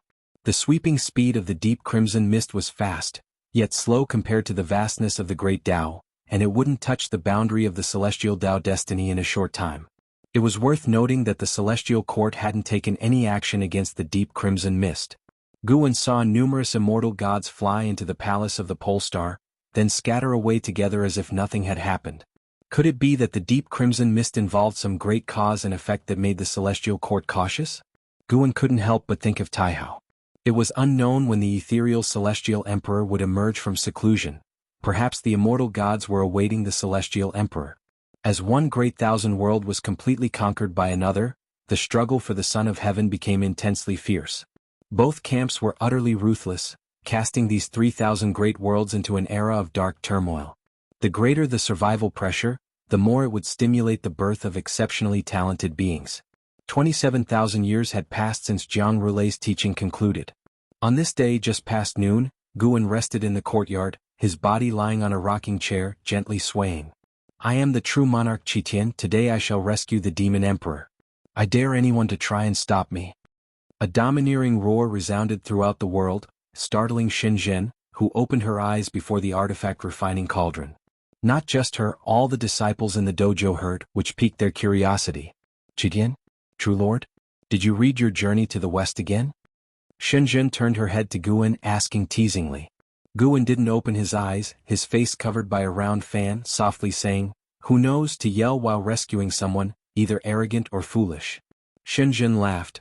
Whether successful or not, at least all living beings will remember his name, and know of his act to rescue the demon emperor. Beneath the round fan, the corner of Guan's mouth lifted slightly, but he didn't reply. Cultivators across the world indeed were discussing the name of true monarch Qitian. This guy truly intended to rescue the demon emperor. Confident in his broad divine skills, he believed it would be successful. Yet, before he even saw the demon emperor, he was jointly suppressed by the 9 sect cultivators. Though the 9 major sects had begun to slaughter each other, they never ignored the demon emperor, dispatching great cultivators to guard him without concern for the wider world, their sole duty to watch over the demon emperor. After several days of great warfare, true monarch Qitian was thrown into the demon emperor's cave mansion, enduring endless days of darkness together. Interestingly, this true monarch Qitian was related to Guan. His ancestor was How Long, once raised by Guan roaming the human world. How Long already carried a divine name. Occasionally returning to the Taoist field of the beginningless, he spent most of his time wandering and frolicking in the human world, his progeny numerous, truly upholding the dragon's dignity. In the dim cave chamber, heavy breathing echoed continuously. In the center sat a man in white clothes. Though his robes were torn, he remained unstained by dust, possessing an extraordinary aura. He was the demon emperor. In the corner of the cave loomed a curled shadow, like a fearsome giant serpent, from which the breathing came. "If you're afraid, just bow and admit your mistakes to them, there might be a way out." The demon emperor spoke with closed eyes, his tone indifferent. At these words, demonic chi surged from the darkness, rushing towards the demon emperor. "Silence! How could I be afraid?" A furious shout erupted, revealing the fearsome shadow morphing into a disheveled man stepping forward. This man was none other than true monarch Qitian, with 2 sharp dragon horns sprouting from his head. He glared at the demon emperor, angrily saying, "Great sage equaling heaven was suppressed for 500 years without begging for mercy. How could I be afraid? Though I don't know who great sage is, 500 years can't compare to 1,000,000. Their patience far exceeds your imagination." The demon emperor spoke without opening his eyes. True monarch Qitian calmed down, confusedly asking, "They've imprisoned you for so long, for what? Couldn't they kill you?" "Of course. If they could kill me they would have done it already. Perhaps in the depths of destiny, heaven doesn't want me dead." The demon emperor's words piqued true monarch Qitian's curiosity. "What divine skill have you cultivated, making you unkillable? You should care about yourself first, figuring out how to endure the millennia ahead." True monarch Qitian, upon hearing this, sat cross-legged before the demon emperor and said, "Although I haven't been imprisoned for millennia, I've spent years in seclusion. At worst I'll cultivate here." His eyes roamed, observing the demon emperor's exceptional aura, steady as a rock. He suddenly felt this might be his great opportunity. Just like the myths, surviving catastrophe could bring fortune. Perhaps he could learn the undying divine skill from the demon emperor. Sun Wukong in Journey to the West possessed an immortal body. Even the celestial court couldn't subdue him. The demon emperor remained silent, while true monarch Qitian watched him, scratching his head, pondering. The days of suppression were far harsher and more despairing than true monarch Qitian had anticipated. Endless hopelessness would be a form of extreme torment. SAR the Novel Fire, net website on Google to access chapters of novels early and in the highest quality. As time passed, true monarch Qitian's excitement and curiosity gradually faded, turning to agitation and rage, until all emotions were eradicated, leaving only numbness. Another 1,000,000 years passed.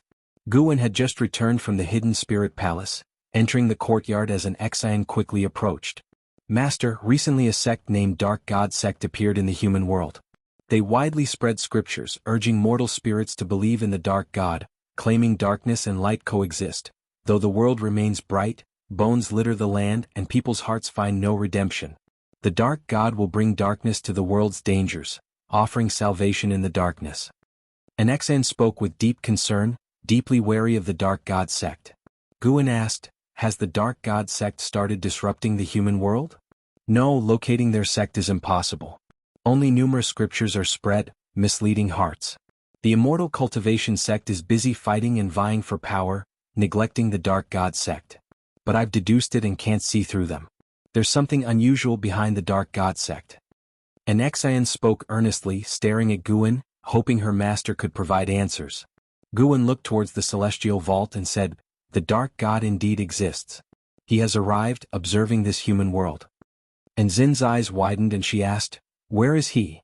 What does he look like?" Guwen didn't respond, calmly watching the celestial vault. Beyond the celestial spirit great world, in infinite darkness, sat a skeletal figure. Leg bones supported the hand bones, within the palms burned green flames, manifesting countless worldly scenes, rapidly transforming. If you find any errors, ads pop up, ads redirect, broken links, non-standard content, etc., please let us know reports so we can fix it as soon as possible.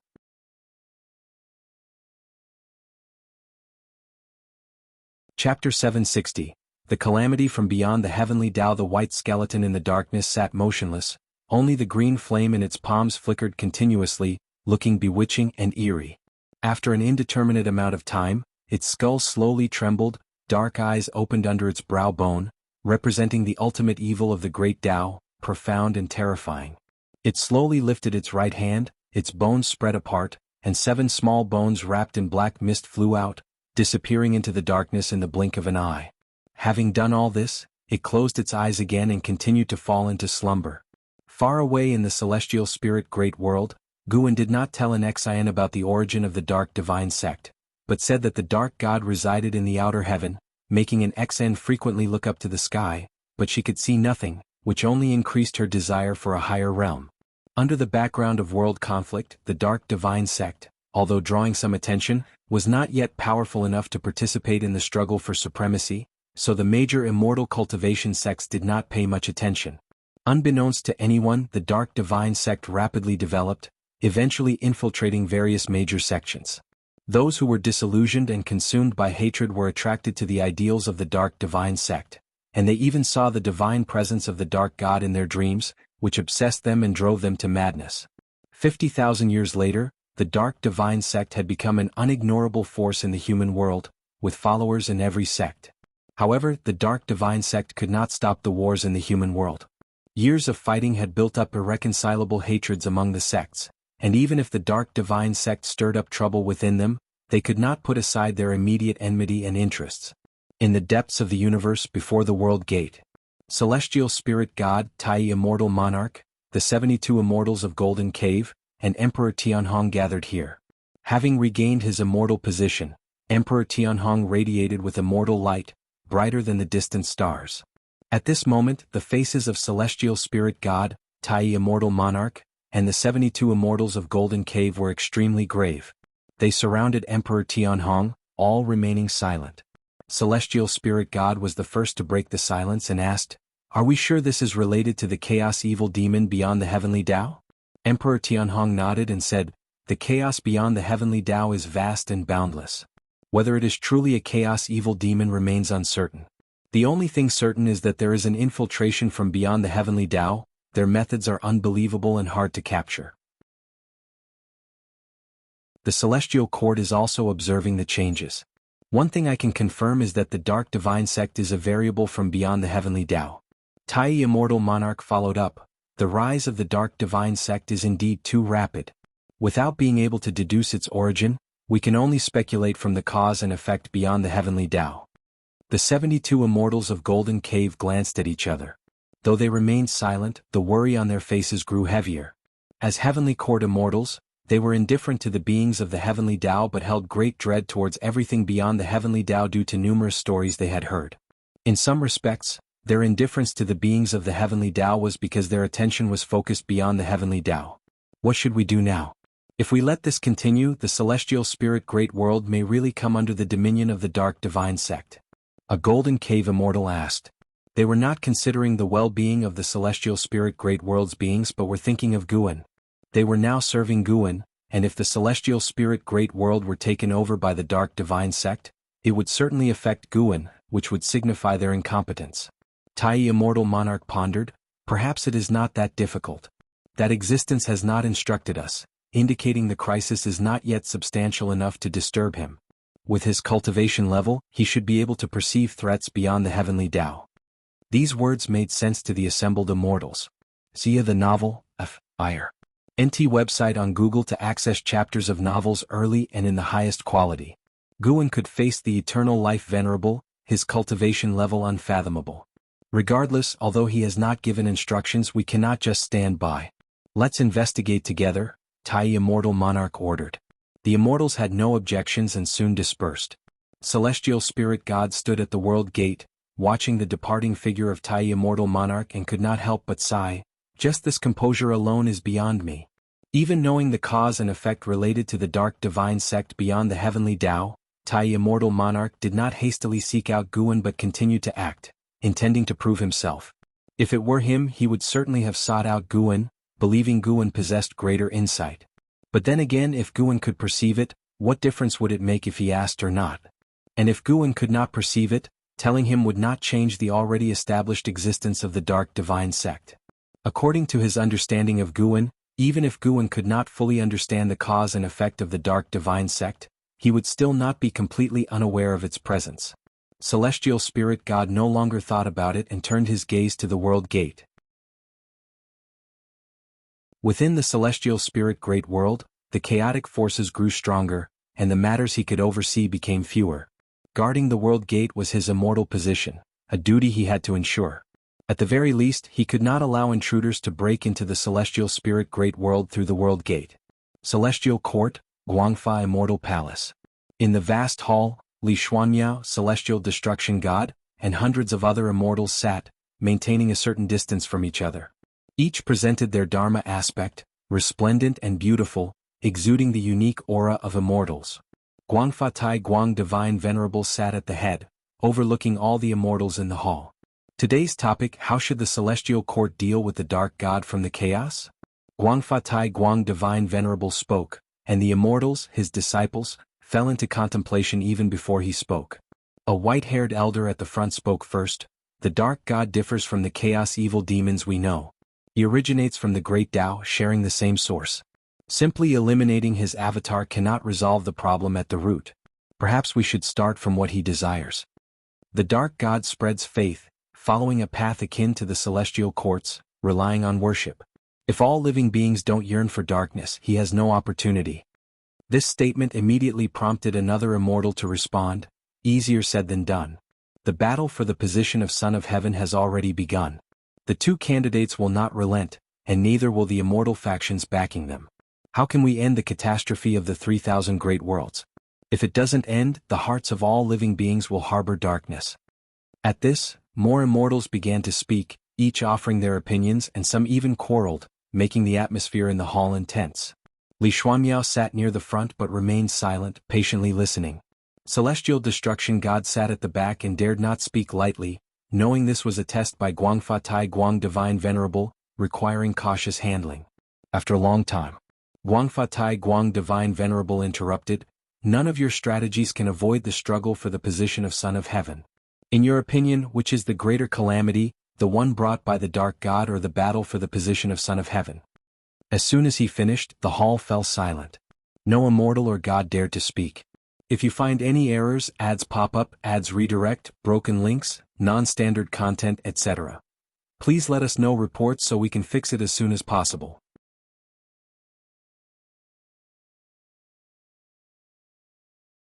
Chapter 761.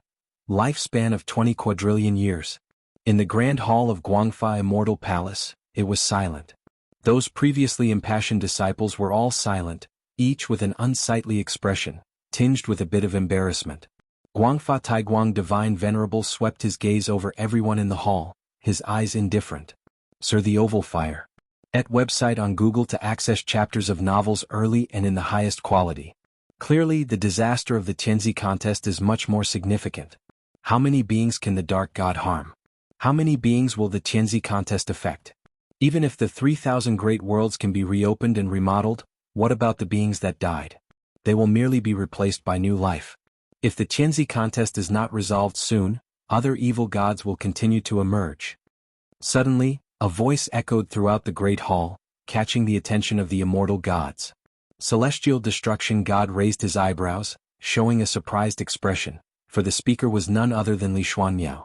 Li Xuanmiao, a person who had ascended, had the least experience among the immortals present, yet he dared to utter such blasphemous words.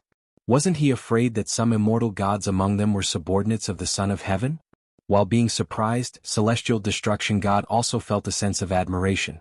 From a young age, he considered his bravery unparalleled in the world, but after arriving at the celestial court, he became cautious, gradually losing his sharpness and becoming like those detestable immortal gods, bullying the weak.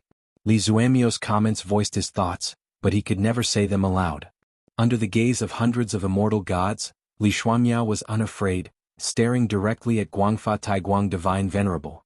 From this moment, the subject was no longer Guangfa Taiguang Divine Venerable testing the disciples but rather Li Xuanmiao testing Guangfa Taiguang Divine Venerable, at least in Li Xuanmiao's mind. Even if the disaster of the Tianzi contest is greater, how will you change it? In this celestial court, only the Celestial Emperor can alter everything. Seeing the Celestial Emperor is harder than becoming a supreme immortal. Even if you see him, what makes you think you can convince him? Do you think no immortal in the long years has ever suggested the same as you? Guangfa Taiguang Divine Venerable calmly asked while staring at Li Xuanmiao.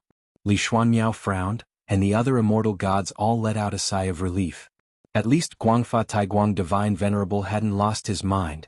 Although the two current contenders for the Son of Heaven might not shake Guangfa Taiguang Divine Venerable, once the Tianzi contest ends that might not be the case. Historically, once the contest concludes, one side always rises, even if their final fate is tragic. In that stage, it isn't impossible for one to have the power to challenge Guangfa Taiguang Divine Venerable. Guangfa Taiguang Divine Venerable said, "Instead of complaining about the Tianzi contest, why not think about how to solve the chaos caused by the Dark God? You know, it's much easier to deal with the Dark God than to end the Tianzi contest. You bring up the Tianzi contest because you don't want to address the chaos caused by the Dark God, right?" The immortal gods showed awkward smiles, not daring to refute. Li Xuanmiao calmed down. Although he felt Guangfa Taiguang Divine Venerable made sense, he also thought Guangfa Taiguang Divine Venerable was avoiding the issue. While they thought about how to deal with the Dark God, would great powers like Guangfa Taiguang Divine Venerable consider how to solve the Tianzi contest? He didn't receive an answer, and Guangfa Taiguang Divine Venerable didn't continue on that topic but instead began discussing the great Tao origins of the Dark God.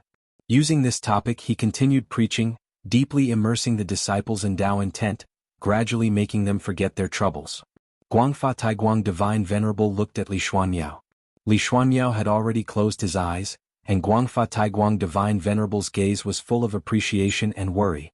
Disciple, the waters in this celestial court are much deeper than you think.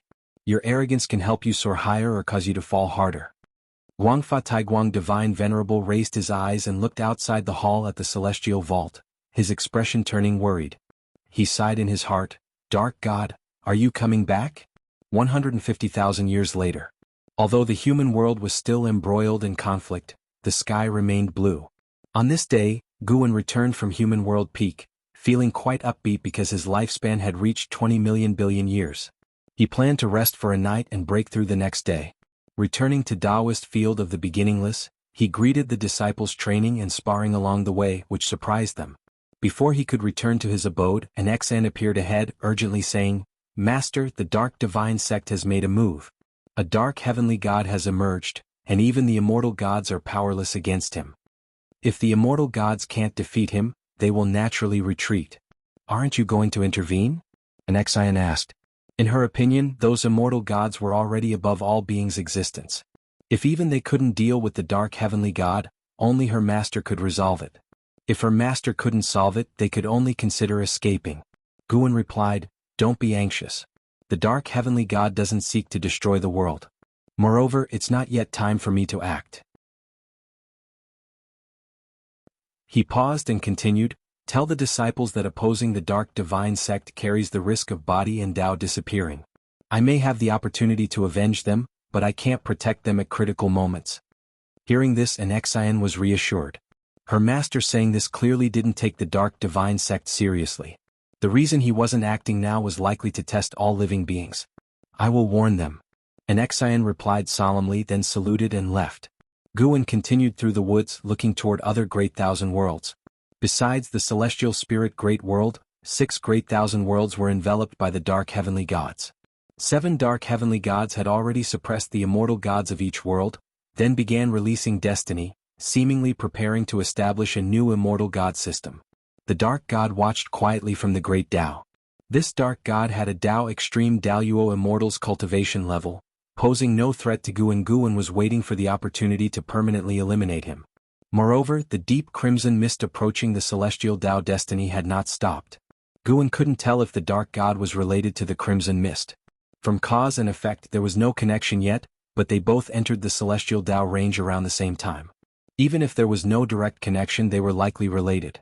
Dark God, why do you feel so similar to the heavenly court immortals, especially in the structure of destiny? Guan murmured as he walked. Sitting by the tree in meditation, Duanli opened his eyes upon hearing Guan's voice. Seeing it was Guan, he quickly got up and saluted. Grand disciple greets Grand Master. Duanli said respectfully, but Guan ignored him and walked past him. Watching Guan's back, Duanli hesitated for a moment before gritting his teeth and following, asking, Grandmaster, I have questions about the destiny-defying divine skill. No one in the dojo practices this skill, so I can only ask you. Guan stopped. This made Duanli even more nervous. Looking back at Duanli, Guan said, The destiny-defying divine skill is mainly about passing on the skill to others. Perhaps you could try passing it on once. It might bring you a surprise. If you find any errors, ads pop up, ads redirect, broken links, non-standard content, etc. Please let us know reports so we can fix it as soon as possible.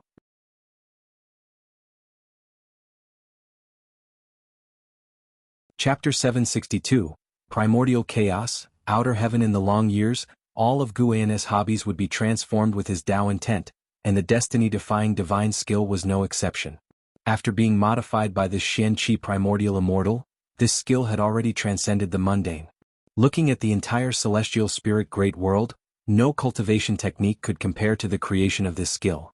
The destiny-defying divine skill was originally designed to serve others, but through Guan's modifications incorporating cause and effect and the path of Qi fortune, it could transfer power to the successor, gaining the blessing of nature's spiritual energy and the power of cause and effect, absorbing spiritual energy to achieve greater power in a short time.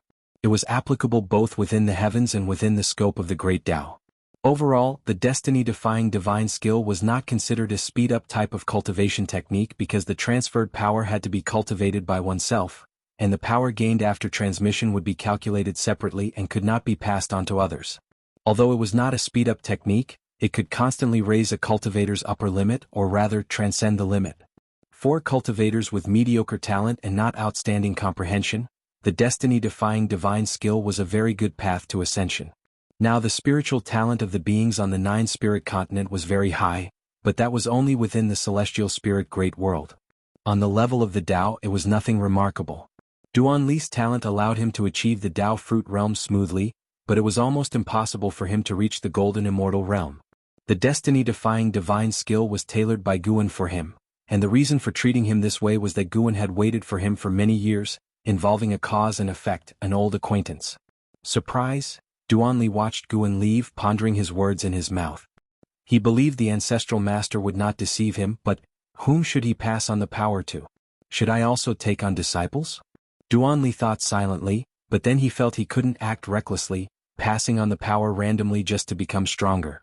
The person who could inherit his mana had to be someone with both moral integrity and quality. This required careful consideration. Coincidentally, he could set an example for all living beings on behalf of Wuxia. Even if the talent was insufficient, good deeds would always bring good fortune. Duan Li's thoughts were suddenly activated, his eyes became bright, and the more he thought, the more excited he became. He felt a sense of finding the meaning of his life's value. The Wuxia disciples harbored no grudges, cultivating for themselves without contest for power and profit within the dojo, allowing the disciples more time to contemplate the meaning of their cultivation. Mere strength improvement no longer satisfied the Wuxia disciples. They had greater ideals. Protecting all living beings was too vast and empty. This world was so immensely vast that it didn't need their protection yet. What they had to think about was what they could do for this world. Duan Li's thoughts were not enough to gratify Guan. He helped Duan Li not because he hoped Duan Li would become great or accomplished.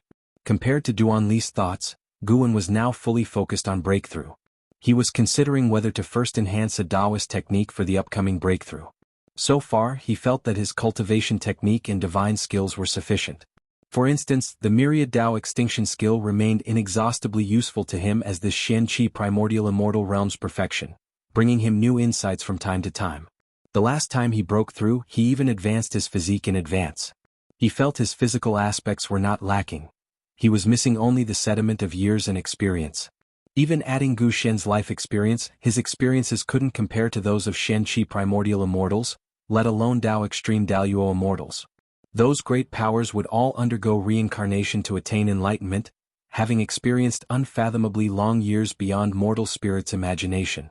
Their time of cultivation and attaining the Tao far exceeded Guan's. Guan had been pondering a question all along. Would the celestial tribulation become stronger as his strength grew?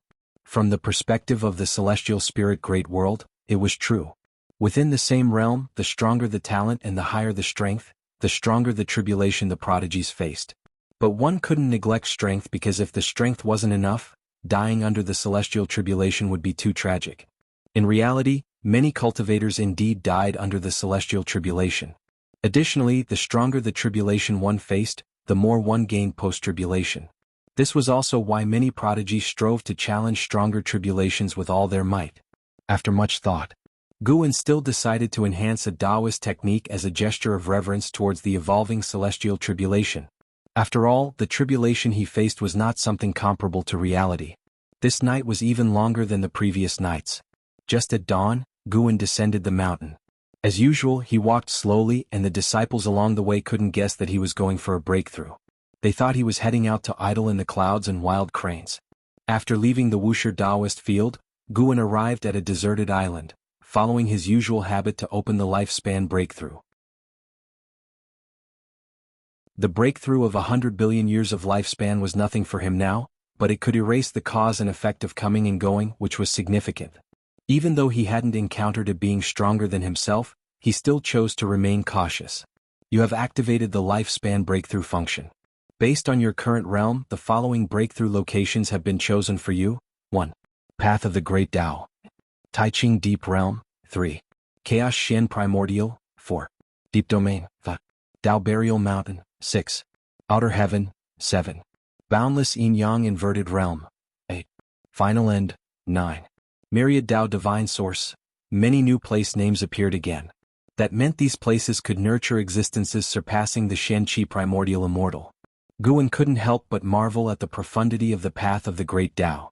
No matter which realm he reached, the path of the Great Tao was still a place he could break through. The newly appeared place names were all full of allure.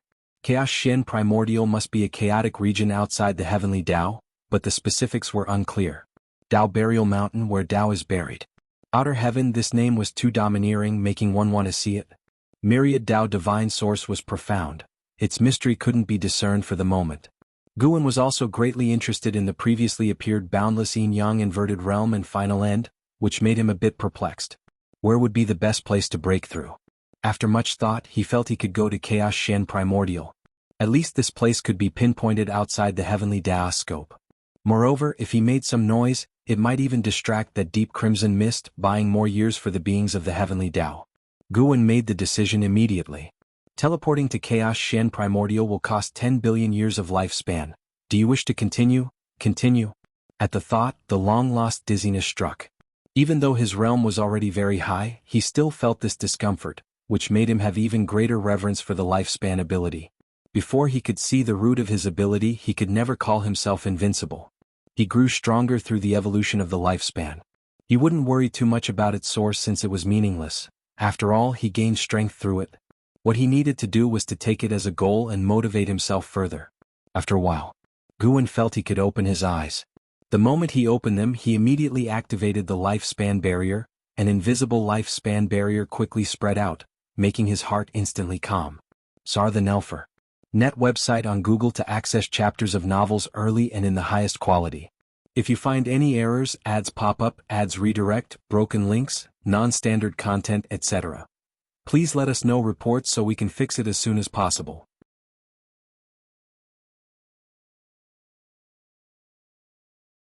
Chapter 763. Tremendous changes in heaven and earth. Guan's eyes reflected the brilliant chaos of the starry sky.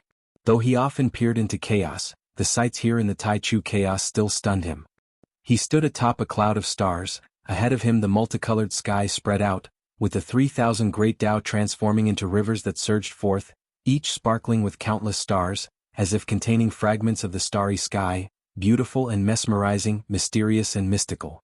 Here the cosmos was vast beyond measure, larger than the starry sky anywhere else. The depths of chaos exceeded his expectations in beauty, even surpassing the heavenly Tao universe. The Tao spiritual chi here was superior, making it an ideal place for high-realm cultivators to seek enlightenment. The 3,000 great Tao here differed from those in the heavenly Tao universe. While they remained great Tao, they seemed more lively, as if possessing life, yet without their own will or rules. They flowed incessantly, resembling a pattern, though undetermined.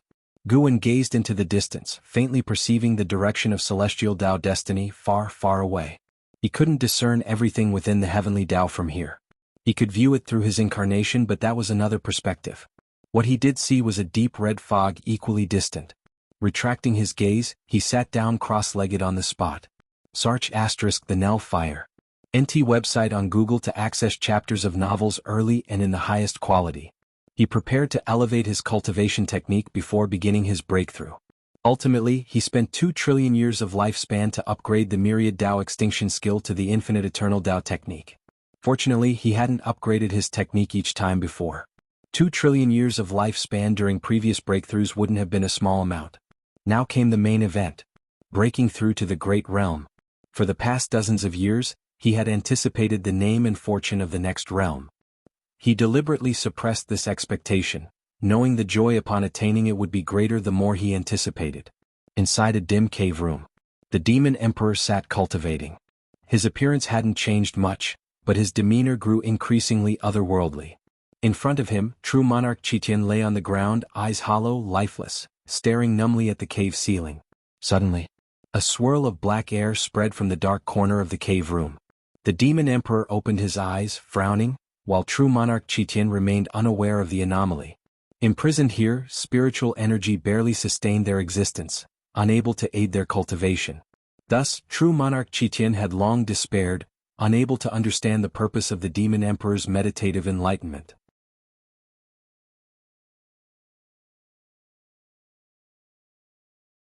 True Monarch Kishin's elation quickly dissipated, his expression changing dramatically. A new system will naturally arise. If you have good comprehension, you will escape this great thousand world. The robed figure's answer did not satisfy the Demon Emperor. You, True Monarch Qitian began. Suddenly, the robed figure dissolved into black mist, which swiftly retreated to the corner, as if it had never appeared, leaving an illusion of the past moments. True Monarch Qitian, eyes wide, called out for the dark heavenly god, but received no response. Damn!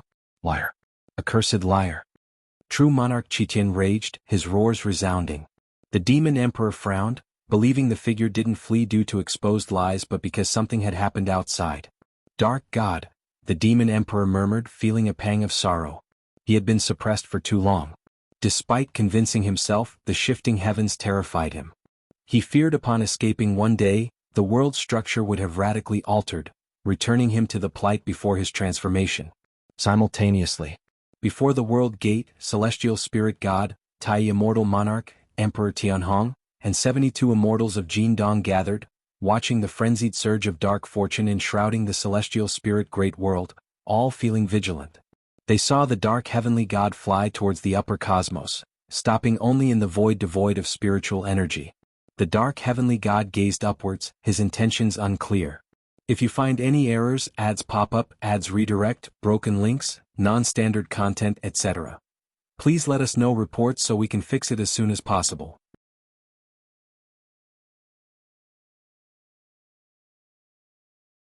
Chapter 764. Breakthrough to the Mixed Element. Profound Venerable Immortal, what's wrong with him? The celestial spirit god gazed at the mysterious black-robed figure of the dark heavenly god, frowning as he asked. The other's posture seemed to be waiting for someone, which made him uneasy.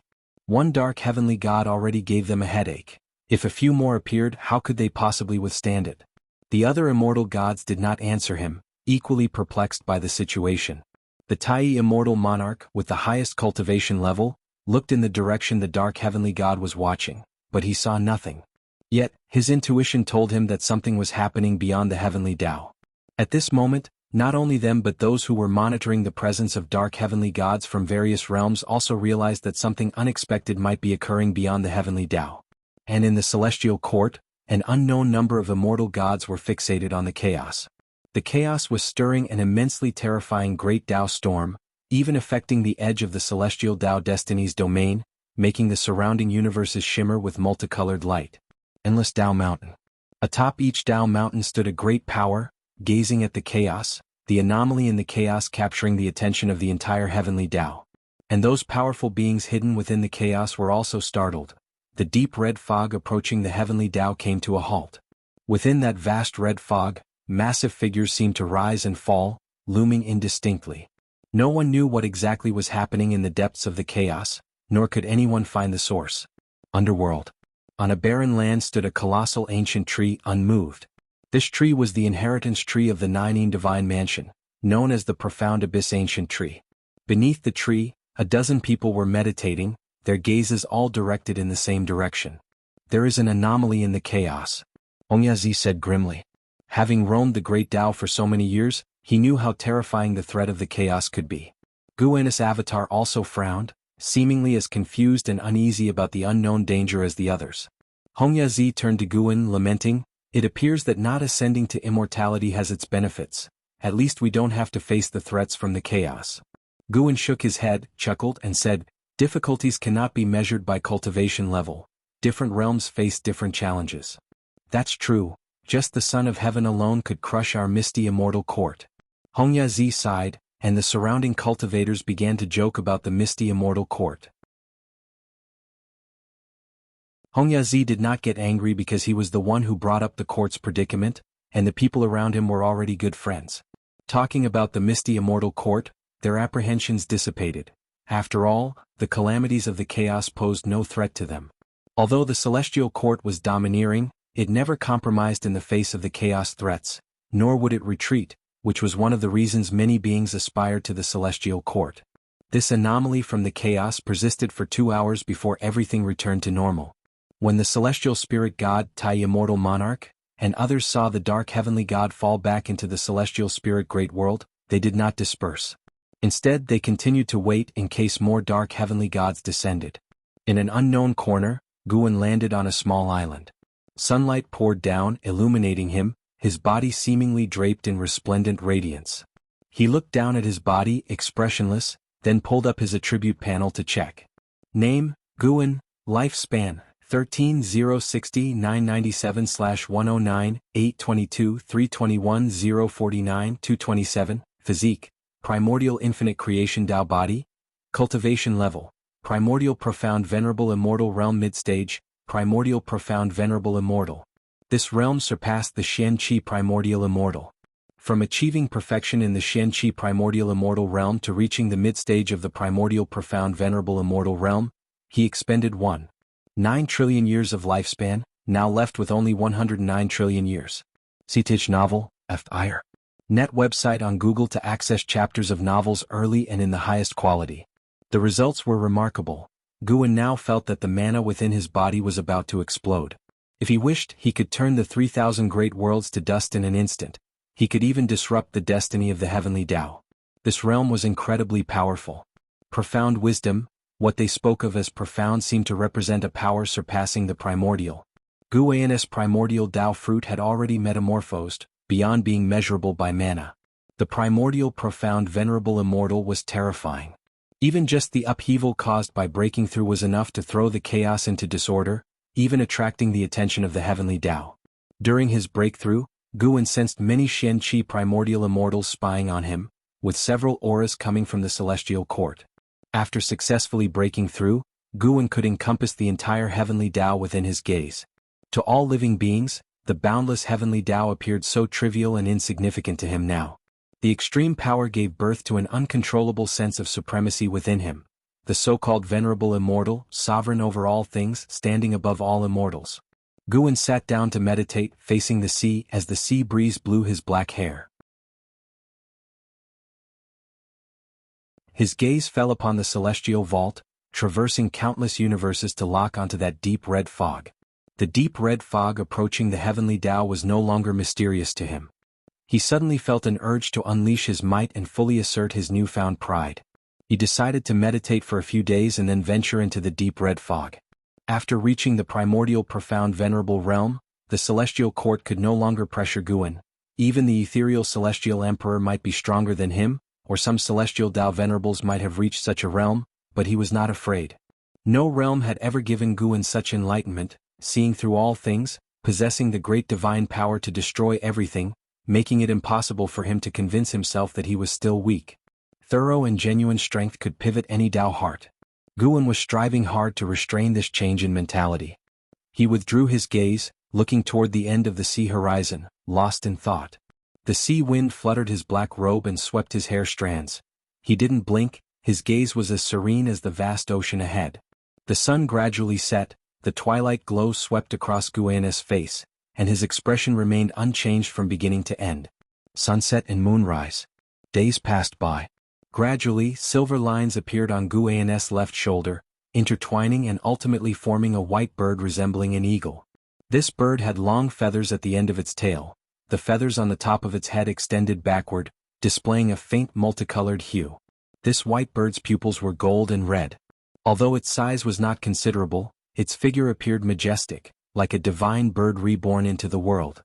This bird was the profound venerable spirit that Guan had condensed. It was a great divine power created by this realm, equivalent to an avatar. However, this avatar contained the same cultivation level as the primordial profound venerable immortal body, without independent consciousness, allowing its master to multitask with infinite wonders. The body could even revive endlessly through the profound venerable spirit. The profound venerable spirit could create worlds, act as the rules of heaven and earth, refine treasures, cultivate, all of which would benefit the main body. Even if Guan did not cultivate, as long as it cultivated, his cultivation level would continue to grow. And the profound venerable spirit was immortal. If destroyed, the main body needed only a thought to resurrect it. Both the body and the spirit could infinitely revive each other, supremely domineering. This truly paved the path to immortality. This made Guan think of the Tsangtian of the heavenly Tao. He suspected that the heavenly Tao was indeed created by an immensely strong entity, and the so-called Sangtian was the manifestation of that entity's profound venerable spirit. From now on, you shall be called Wuxia Divine Sparrow. Guan murmured, speaking to himself. If you find any errors, ads pop up, ads redirect, broken links, non-standard content, etc., please let us know reports so we can fix it as soon as possible.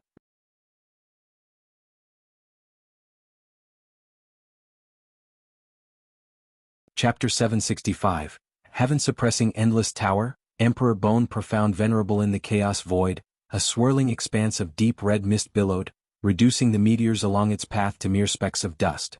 In the depths of the red mist, lightning weaved together. This place seemed to be the end of the abyss, with demonic shadows emerging incessantly and eerie illusions appearing, creating a bewildering and shocking scene. A magnificent colossal black tower stood in the heart of the mist. On closer inspection, it was a series of four-cornered palaces stacked atop each other. Each roof harbored terrifying entities, some resembling demons, some human-like, and others indescribable, shrouded in obscurity. The interior of the Black Tower was a bright hall, the ground glittering like a galaxy. Massive stone pillars carved with mysterious patterns stood in a disorderly arrangement, resembling pillars supporting the sky, immovable. A white bird suddenly flew into the hall, its long tail feathers longer than its body, with its head faintly radiating a seven-colored halo, appearing majestic and brimming with celestial energy. Boom! A terrifying figure descended from the sky, towering 10,000 feet, entirely pitch black, its human-like form adorned with long flowing hair that transformed into writhing serpents, flicking their tongues. His eyes were blood red, exuding a fierce light as an overwhelming aura erupted. Roar! A deafening roar resounded, shaking the heavens and the earth. This terrifying demon, towering 10,000 feet, appeared like a divine mountain before the white bird within the hall. The white bird stopped and suddenly transformed into a silver-glowing figure. Was Guan. Guan was utilizing the great Tao formless body to isolate causal investigations and control his own aura. He looked at the towering 10,000-foot demon ahead, needing no lifespan detection to see through its origins. Chaos Evil Demon, Great Anger Evil, Miao Zhen Daluo Immortal Realm Cultivation. This black tower was called the Heaven-Suppressing Endless Tower, one of the supreme treasures of the Dark Heavenly Court. The Dark Heavenly Court belonged to the Dark God's forces. With Guan's current cultivation level, he could see through the connection between the Dark Heavenly Court and the Heavenly Court. The Dark Heavenly Court originated from the Heavenly Tao but was severed from its destiny and reforged in the chaos, showing him the ancient contention for the celestial emperor of the Heavenly Court. The past of the Heavenly Tao was far more fascinating than Guan had previously imagined. However, the current history was not important. What Guan wanted was to exhibit the power of the mixed element profound venerable immortal. The beings within the heaven-suppressing endless tower were connected to the tower's destiny, much like immortal gods, able to avoid true death through this connection. Unless the heaven-suppressing endless tower was destroyed, he could not completely annihilate these beings. He wanted this effect, not causing real sin but allowing an outlet. Not going to the heavenly court was because he had no enmity with it, and he had disciples serving as immortal officials in the heavenly court, whereas the dark heavenly court would eventually clash with the heavenly Tao, potentially affecting the celestial spirit great world.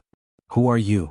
A thunderous shout burst out, resonating like rolling thunder, endlessly echoing. Guan raised his right hand, and the Cyan Hong sword appeared out of thin air. As the blade tilted, silver sword chi swirled around it, burning like flames. He stepped towards the towering Great Anger Evil. Seeing Guan not responding and directly attacking, Great Anger Evil was furious. He raised his right palm high and slammed it down.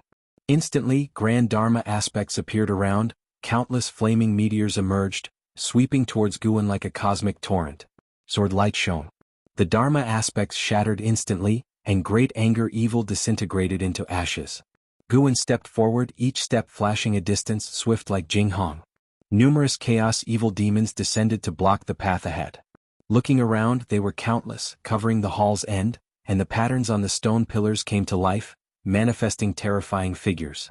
Guan did not stop, wielding the Cyan Hong sword, sweeping forward. Arrogant! How dare you break into the dark heavenly court, courting death? Stop him! Is he an immortal god from the heavenly Tao heavenly court? Voices filled with shock and anger echoed, but unfortunately they received no response. They could only watch their companions turn to ash one after another, as the invincible silver sword light approached.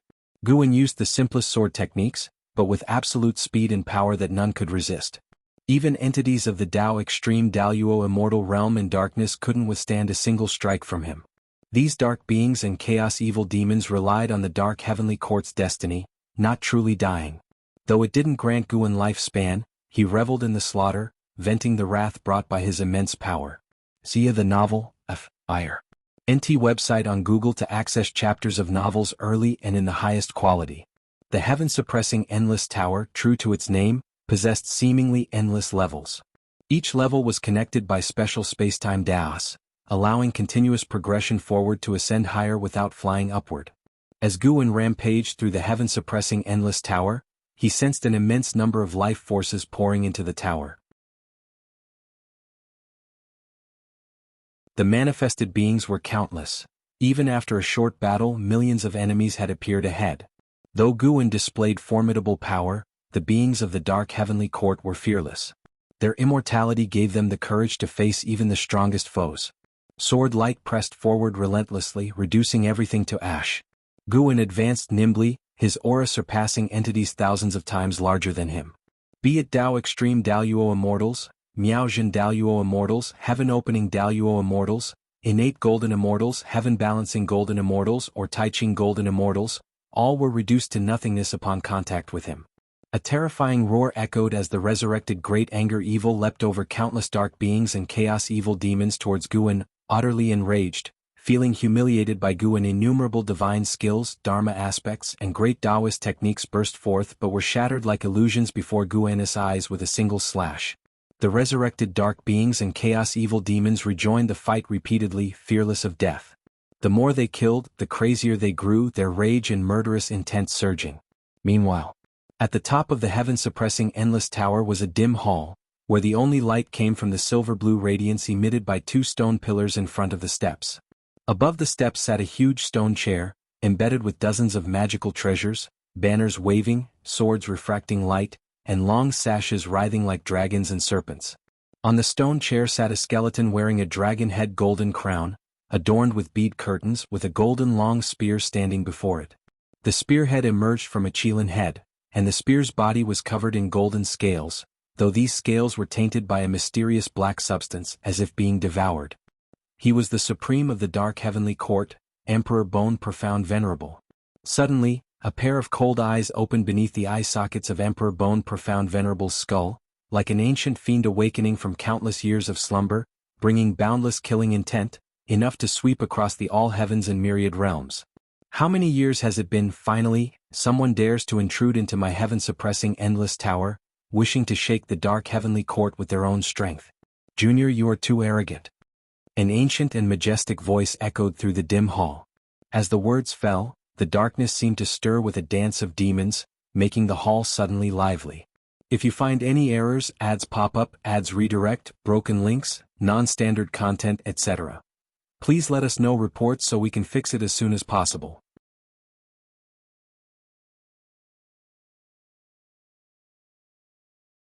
Chapter 766.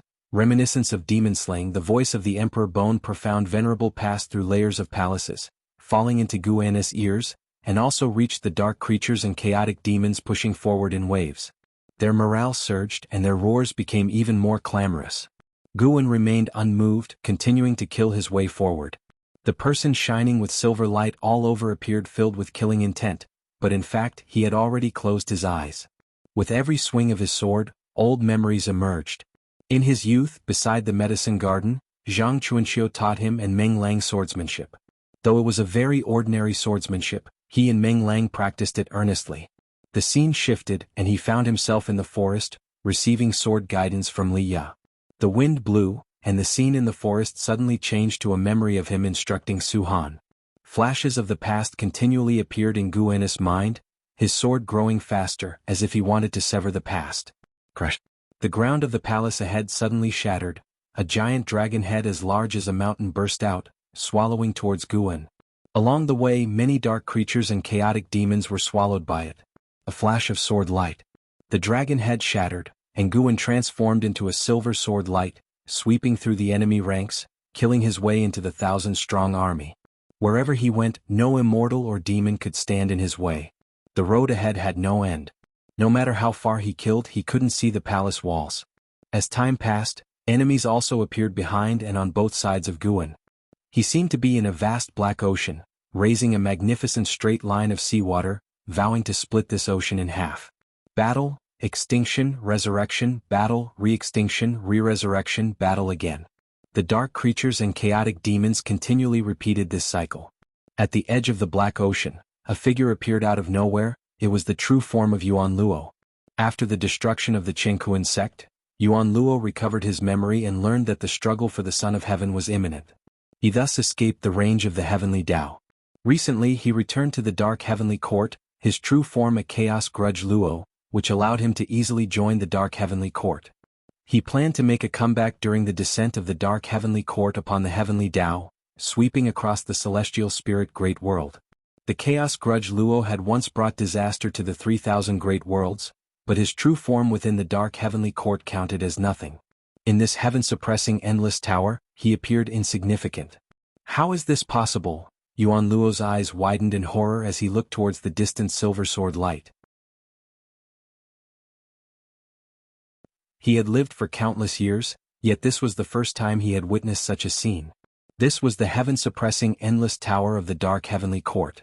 In all his years, he had neither seen nor heard of anyone daring to breach it alone.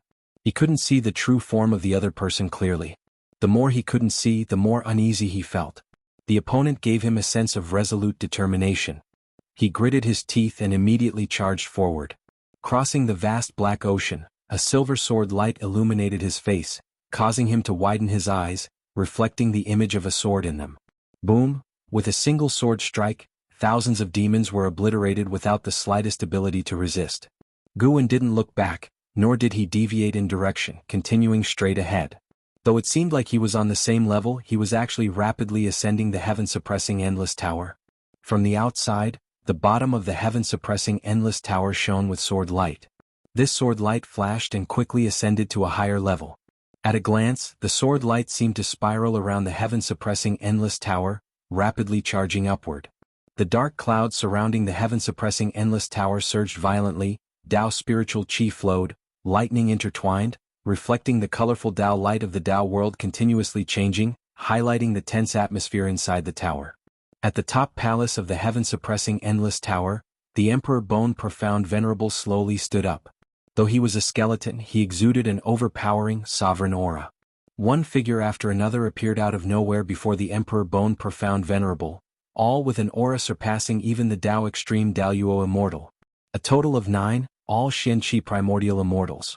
Lord, the opponent is a Primordial Profound Venerable Immortal. Do you know which Celestial Tao Venerable he is? Among the Celestial Tao Venerables who could be Primordial Profound Venerable Immortals, there are only a few, no need to guess. Anyway, they are already our enemies. Could the opponent be coming because of the recent chaos anomalies? Search * the novel Fire. Net website on Google to access chapters of novels early and in the highest quality. Possible, the Celestial Court might think that we caused the anomalies. In my opinion, the Celestial Court may want to take advantage while we are unprepared. The 9 Xianqi Primordial Immortals discussed, their tones full of hostility towards the Celestial Court. The Emperor Bone Profound Venerable calmly said, if it were those few Celestial Tao Venerables, they wouldn't hide their true form. Moreover, there is no Celestial Tao destiny on this person, he only comes from the Heavenly Tao. Upon hearing this, the 9 Xianqi Primordial Immortals quieted down, each lost in thought. Just then, the dim palace began to tremble slightly, signaling that Guan was getting closer. Let's go, we should also meet him and try to force out his divine skills. A Xianqi Primordial Immortal spoke, his figure burly with 3 heads and 6 arms, a pair of massive wings on his back that covered the sky when spread. As his voice fell, all 9 Xianqi Primordial Immortals disappeared on the spot along with him. The Emperor Bone Profound Venerable stood before his throne, watching quietly, the eyes within his eye sockets growing colder, reflecting Guan's invincible figure. The support speed of the Xianqi Primordial Immortals was extremely fast. In almost an instant, the 9 Xianqi Primordial Immortals appeared above Guan's head. They formed a formation with such speed that other dark creatures and chaotic demons had no time to react. A black light pillar entwined with lightning descended from the sky, crushing Guan. As soon as the black light pillar engulfed Guan, he slashed out with a sword, unaffected in speed. Instead, the 9 Xianqi primordial immortals were hurled away, showing expressions of disbelief. They knew they were no match for a primordial profound venerable immortal, but for the opponent to cut through their combined formation with just a casual sword strike, without even using divine skills, was too absurd. Audacious. A Xianqi primordial immortal descended from the sky, crushing hundreds of chaotic demons, wielding a black blade. With a slash carrying the terrifying power of cause and effect, the space in front of Guan suddenly shifted, and illusions of myriad worlds rushed towards him. In an instant, countless demons surged from these worlds, all formed from the power of the great Tao, each emitting a presence surpassing that of a golden immortal. Guan remained unaffected, his figure lunging forward, Xian Hong's sword slashing ahead, cleaving billions of demons, and worlds shattered before him like dazzling fireworks. The Xianqi primordial immortal widened his eyes, yet before he could speak, Guan flashed before him, slicing him in half, and immediately, the two halves disintegrated into flying ash. In front of Guan, he was no different from the other dark creatures and chaotic demons. The other 8 Xianqi primordial immortals attacked one after another, but all fell to Guan's single strike. Guan's thoughts were still immersed in memories. This battle was both an outlet for his powerful impulses and a way for him to cultivate his heart. The swelling of his Tao heart made him feel it was not a good sign. He needed to wake up. If you find any errors, ads pop up, ads redirect, broken links, non-standard content, etc., please let us know reports so we can fix it as soon as possible.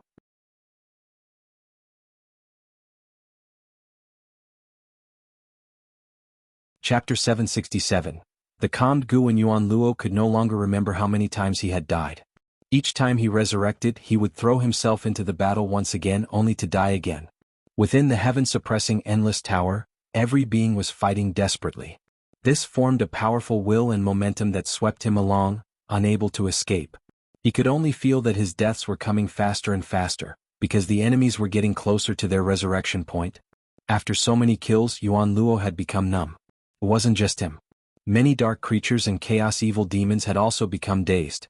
The shouts and roars within the tower grew weaker and weaker. Guan was still fighting his way toward the top of the heaven-suppressing endless tower.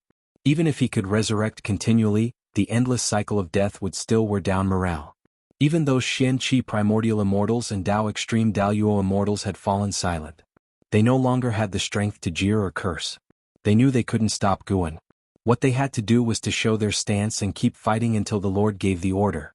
Looking from the outside, Guan had already fought his way to the middle part of the heaven-suppressing endless tower, still advancing upward rapidly. His pace remained constant, regardless of the number of enemies or their morale.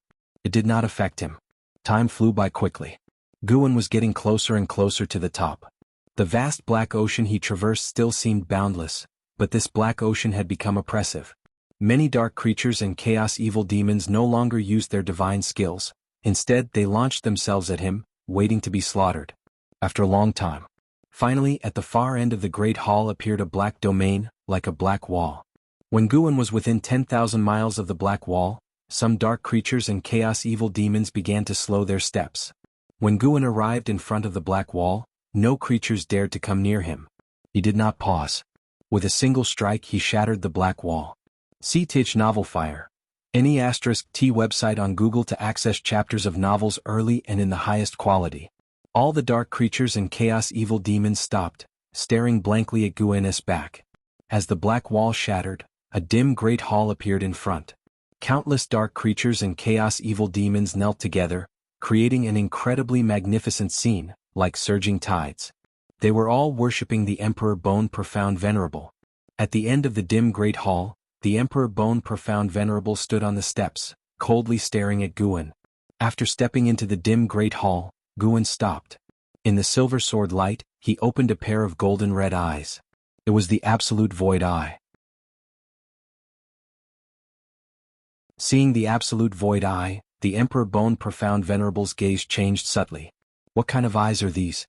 It was the first time he had seen these eyes, which inexplicably reminded him of the Immortal Emperor's eye, but the Immortal Emperor's eye did not give him such a strong sense of oppression. Although they were both primordial profound venerable immortals, the Emperor Bone Profound Venerable felt that he might not be the opponent of Guin with the absolute void eye opened. Junior, you are not an immortal of the celestial court.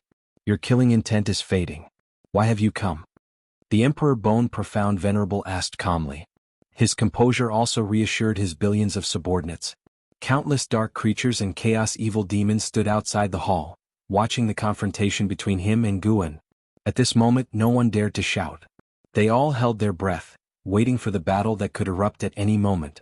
Guin raised the Cyan Hong sword, pointing it at the Emperor Bone Profound Venerable. The silver sword light did not fully cover his figure. It was clear that his robe was fluttering, fully displaying the demeanor of a sword immortal. No, he couldn't be described as an immortal. All the creatures of the dark heavenly court side looked at Guin with eyes full of fear and dread. Even now, they did not dare to be certain that the Lord could surely defeat this person. Seeing Guin's lifted sword, the Emperor Bone Profound Venerable's eyes narrowed. His white bones began to ignite with black flames, which quickly covered his skeleton, forming a black battle armor with surface scales reflecting a metallic cold light. Strands of black chi symbolizing the great Tao circled around the armor. Guin took a step toward the Emperor Bone Profound Venerable. With each step, his momentum burst forth, rising higher and higher, causing all the creatures outside the hall to change their expressions. Regarding the Emperor Bone Profound Venerable's question, Guin heard it but was too lazy to answer. Having fought to this point, naturally he intended to strike down the Emperor Bone Profound Venerable. Of course he wouldn't destroy the heaven-suppressing Endless Tower. He was just here to vet. If he could delay the heaven-suppressing Endless Tower's descent upon the Heavenly Tao, he considered it a service to the beings of the Heavenly Tao. The Emperor Bone Profound Venerable's eyes narrowed, and the billowing black chi expanded abruptly, altering the hall's space. Instantly the two were transported to a dark void. Here, apart from them, nothing else existed. The black chi on the Emperor Bone Profound Venerable rapidly condensed into a long halberd. This was not his magical treasure but his profound venerable spirit. Grasping the profound venerable spirit, the Emperor Bone Profound Venerable's momentum reached its peak. He was a true primordial profound venerable immortal. An earth-shattering battle was about to erupt.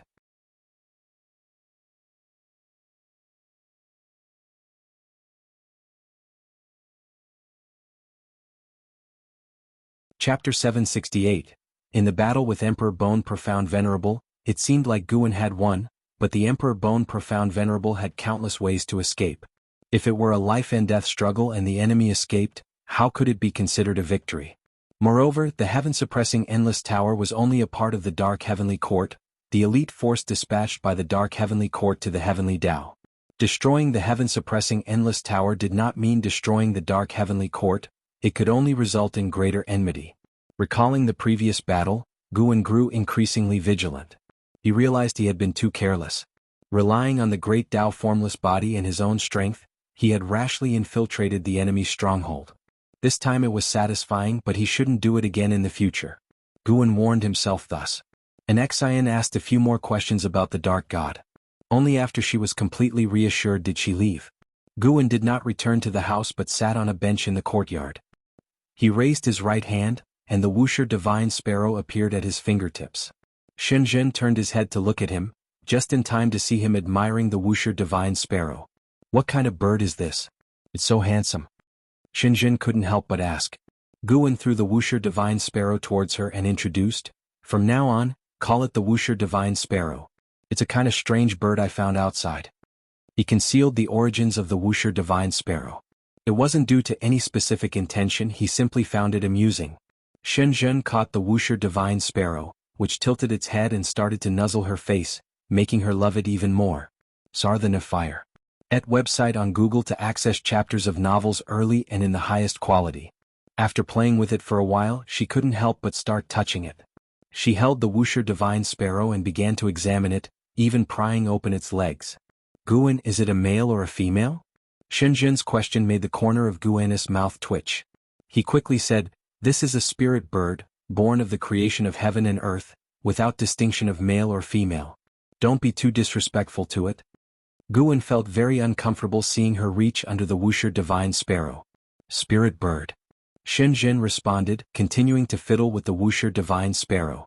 As night gradually fell, the Taoist field of the beginningless remained calm, and the nine-spirit continent looked the same as always, with spots of starlight appearing under the night sky. Those were the lights of human settlements within the cities, and the majestic world gate stood unmoving, as if aiming to pierce the outer heaven. Compared to it, all things seemed insignificant.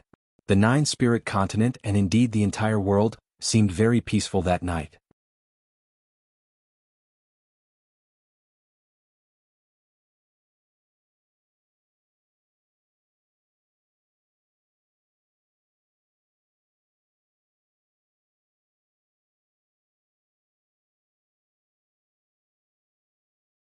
Celestial Cyan was momentarily stunned, immediately checking Shangguansiener's body. Soon she discovered that the dark power within Shangguansiener had vanished. She was overjoyed, instantly hugging Guan and began to thank him. "Your disciple is right here. Have some decency, move aside quickly." Guan said helplessly. Celestial Cyan and Tianbai had always liked clinging to him. Even after millions of years they couldn't change this habit. Celestial Cyan took the opportunity to snuggle against Guan for a while before letting go with a smile and then left with the soon-to-awaken Shangguansiener in her arms. Guan adjusted his position and continued reading.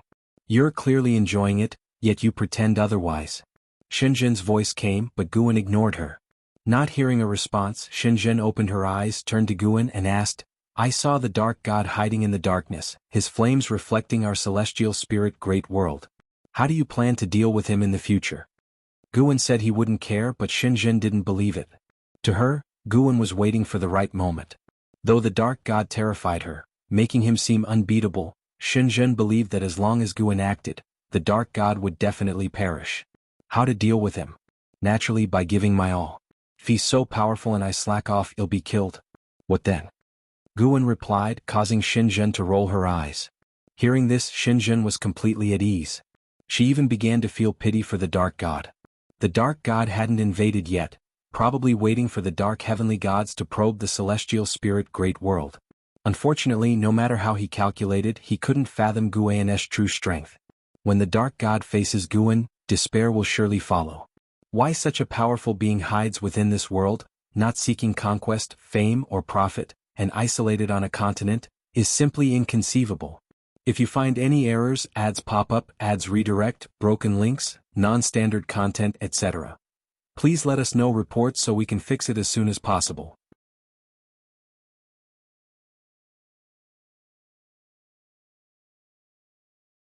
Chapter 770. Summoning the Dark God amidst the void, a gigantic golden disc was advancing, and upon it, 100,000 heavenly soldiers sat meditating and cultivating. Jianghu opened his eyes, gazing towards the mysterious and beautiful end of the void. His thoughts drifted as he reminisced about the previous great battle. As the struggle for the Son of Heaven grew increasingly fierce, this celestial army had already experienced no fewer than 100 great battles. However, that last battle left him in awe. Since joining the celestial court, he couldn't help but feel a sense of disdain for the 3,000 great worlds because many powerful realms existed beyond them. He had never imagined that a great thousand world could nurture an existence that even immortal gods couldn't subdue. Recalling how the celestial calming god was forcefully suppressed with the entire celestial army being helpless, he felt that his path was still long. He couldn't help but think of the supporting Tao sword venerable from the celestial spirit great world. Could that sword venerable also possess the ability to surpass the celestial gods? Still thinking about the previous battle? Such great thousand worlds are rare. If it weren't for the struggle for the Son of Heaven, they wouldn't have surfaced to meddle in cause and effect. Suyu, sitting beside Jianghu, spoke up. He didn't seem surprised by the previous battle. Jianghu glanced at him and asked, "By now, the struggle for the Son of Heaven has fully erupted, and you still won't reveal your origins?" Smiling, Suyu replied, "If you are still alive after the struggle for the Son of Heaven ends, I will tell you. Could it be that you are also a Son of Heaven?" Jianghu sneered. Suyu retorted with annoyance, "Some things should not be said carelessly. Sangtian above might just bestow celestial punishment upon you." Instinctively, Jianghu raised his eyes. Although he didn't show fear, his sudden silence clearly reflected his apprehension towards Sangtian. Looking ahead, Suyu continued, "This struggle for the Son of Heaven is more chaotic than I anticipated. I have a feeling that a great upheaval will occur later." "What kind of upheaval?" "You'll understand in due course. What is certain is that the first decisive battle of the struggle for the Son of Heaven will arrive soon." Su Yu's expression rarefied, revealing a look of dread in his eyes, which made Jianghu even more curious about what would happen next. Since becoming a heavenly soldier, Jianghu had experienced death many times and always revived, making him increasingly fearless, merely admiring the enemy's might. The struggle for the Son of Heaven was already intense enough, and yet the first decisive battle had not occurred.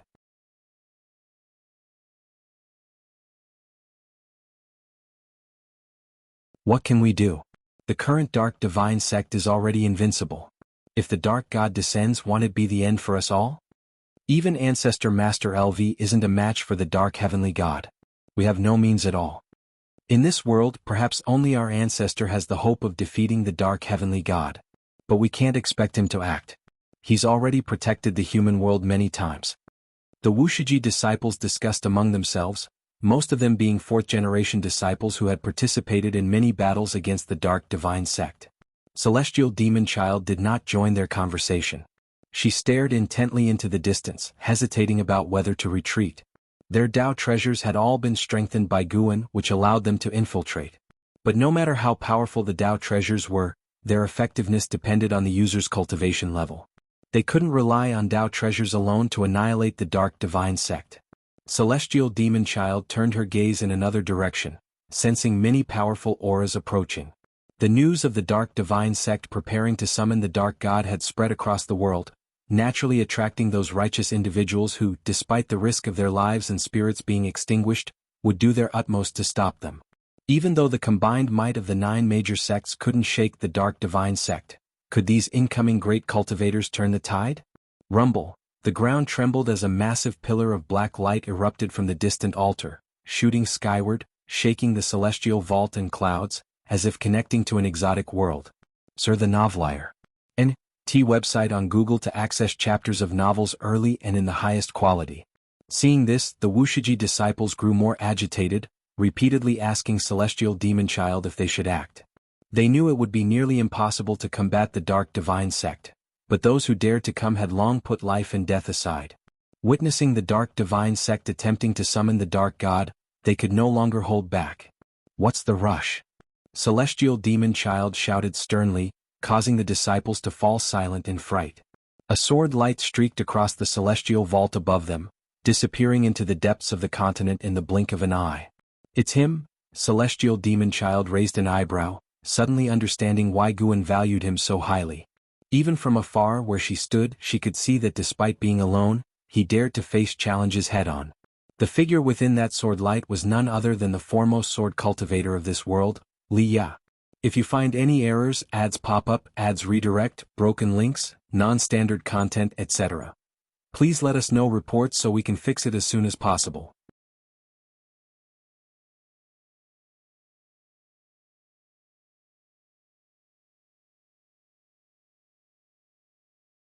Celestial Spirit God, Tai Immortal Monarch, Emperor Tianhong, the 72 Immortals of Jin Dong, and others were preparing solemnly. Once the Dark God descends, we must take action. Tai Immortal Monarch said in a deep voice. The Immortal God's expressions were resolute, without objection. They couldn't even contend with the Dark Heavenly God, let alone stop the Dark God, but as immortal gods they had to stand forth even if it meant death. Tai Immortal Monarch stared fixedly at the top of the void, where a black hole appeared, from which horrifying black energy surged, as if a terrifying existence was about to descend. Not long after, Tai Immortal Monarch's expression changed slightly. He shouted in a low voice, "It's coming." Before his words fell, he charged forward first, followed closely by the other immortal gods. Each displayed their full momentum, aiming to reach the front of the black hole directly. However, during the relocation, an unimaginable oppressive force enveloped them, causing them to stop instantly, unable to move. Tai Immortal Monarch's expression changed dramatically. Before he could react, his body instantly exploded and disintegrated into ashes, followed by the other immortal gods. All were obliterated. Meanwhile, in the human world, the celestial vault above the altar was covered by rolling dark clouds. The sea of clouds churned, forming a vortex scene. In the midst of his fierce battle, Leah looked up, sensing trouble.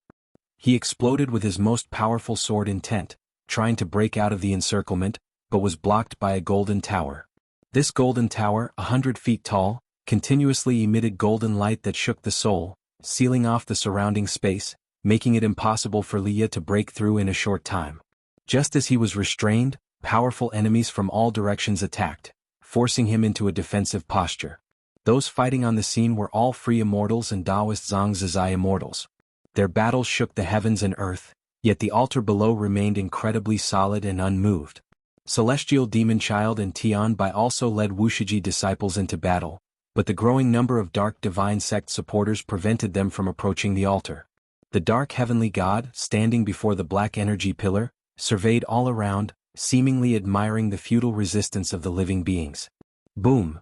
The Black Energy Pillar behind him suddenly expanded, the wild wind wreaking havoc, sweeping away the cultists on the altar who hadn't engaged in battle. See the Oval Fire.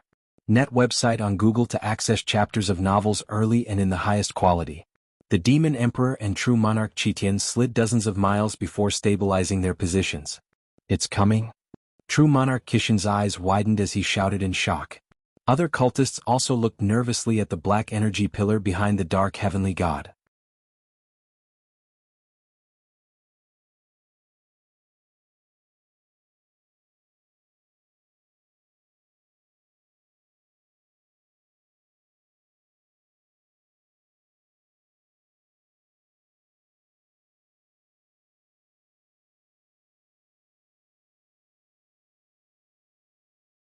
Chapter 773. That sword. The Demon Emperor stared blankly as Guan approached. Ancient memories churned in his mind, making him ignore the current predicament. The Dark God did not act either, only staring at Guan. At this moment, Guan seemed to become the focal point of the entire world. More and more gazes locked onto him, most filled with confusion. In the present world, few people knew Guan. Even when mentioning Wuxia, people only thought of some vague legends. The most famous figures of Wuxia were LV Xian and Qin Xuan. People knew Wuxi's master was strong, but there weren't many records or legends about him. The world was silent, all living beings stared at Guan, wanting to see what he would do. From the Dark God's inquiry, this man should be very strong. But, no matter how strong, can he be powerful enough to contend with the entire Dark Divine Sect? Guan was holding Li Ya's sword, ignoring the gazes from all directions. This time he did not deliberately hide his true face, allowing everyone to see. He wanted to tell all beings that the celestial spirit great world could rely on self-rescue. He was neither an immortal god nor an outer heaven demon. He looked just like an ordinary human. Many great powers from outer heaven assumed Guan came from another great world, hidden here. Little did they know, Guan was born and bred in the celestial spirit great world, which was why he was willing to stay. The Dark God saw Guan not responding. His expression grew increasingly cold, his killing intent almost solidifying. He raised his right bone claw, and as he did, the entire world suddenly changed. Darkness swallowed the celestial vault and the earth, making all beings feel suffocated. It was at this moment Guan moved. He swiftly threw Li Ya's treasure sword, its cold light dazzling, illuminating the Demon Emperor's face. His eyes widened. The Dark Heavenly God's black robe fluttered violently, he too could not react. Boom! The sword pierced the Dark God at an unbelievable speed, without any flashy divine power or fierce sword intent. This sword was very ordinary yet exceedingly forceful. The darkness enveloping the world shattered suddenly. The sword light traversed the sacrificial platform, directly shattering the Dark God's massive white bone, fragmented bones flying in all directions. This scene left all beings dumbfounded, including the followers of the Dark Divine Sect. They had already estimated Guan as highly as possible. After all, Guan could advance, holding his head high under the Dark God's pressure. They had expected a stunningly fierce battle but did not anticipate Guan shattering the Dark God's white bone with just one sword. Sarch * The Novel Fire. NT website on Google to access chapters of novels early and in the highest quality. Could the Dark God be testing him?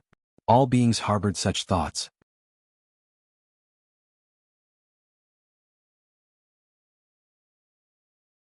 This was the person he should become. Though the true monarch Qitian did not know Guan at this moment, he developed an extreme sense of reverence and aspiration towards Guan. Not only because Guan was strong, but also because Guan appeared so timely, at such an awe-inspiring moment. The thoughts of the spectators transmitted into Guan's ears, but he did not care. He arrived in front of the Dark Heavenly God, his gaze cold. An unimaginable force of suppression made the Dark Heavenly God kneel directly, kneeling before Guan, a scene that made all beings' hearts jump. Because they realized the deep significance of the dark heavenly gods kneeling. It heralds the end of the catastrophe brought by the dark divine sect, and the myth of darkness would become a joke. The heavens seemed to favor them, and the black clouds in the sky scattered, sunlight pouring down, driving away the darkness in the human world. "Who are you? Why?" the dark heavenly god asked through gritted teeth, his face shrouded in dark energy not revealing his true visage. Guan looked down at him, said, "It seems you are insignificant within the dark heavenly court, merely pawns placed outside." He had already been to the heaven-suppressing Endless Tower, and the speed of the heaven-suppressing Endless Tower had slowed considerably, indicating the Emperor Bone Profound Venerable hesitated greatly. Given this situation, the dark god dared to come. It was evident that the dark god was not worthy of mention in the eyes of the Emperor Bone Profound Venerable. Not only the dark god but other dark beings placed into the heavenly Tao were also the same, mere pawns to the Emperor Bone Profound Venerable. The dark heavenly god trembled upon hearing Guan utter the words dark heavenly court, lowering his head gradually. If you find any errors, ads pop up, ads redirect, broken links, non-standard content, etc. Please let us know reports so we can fix it as soon as possible.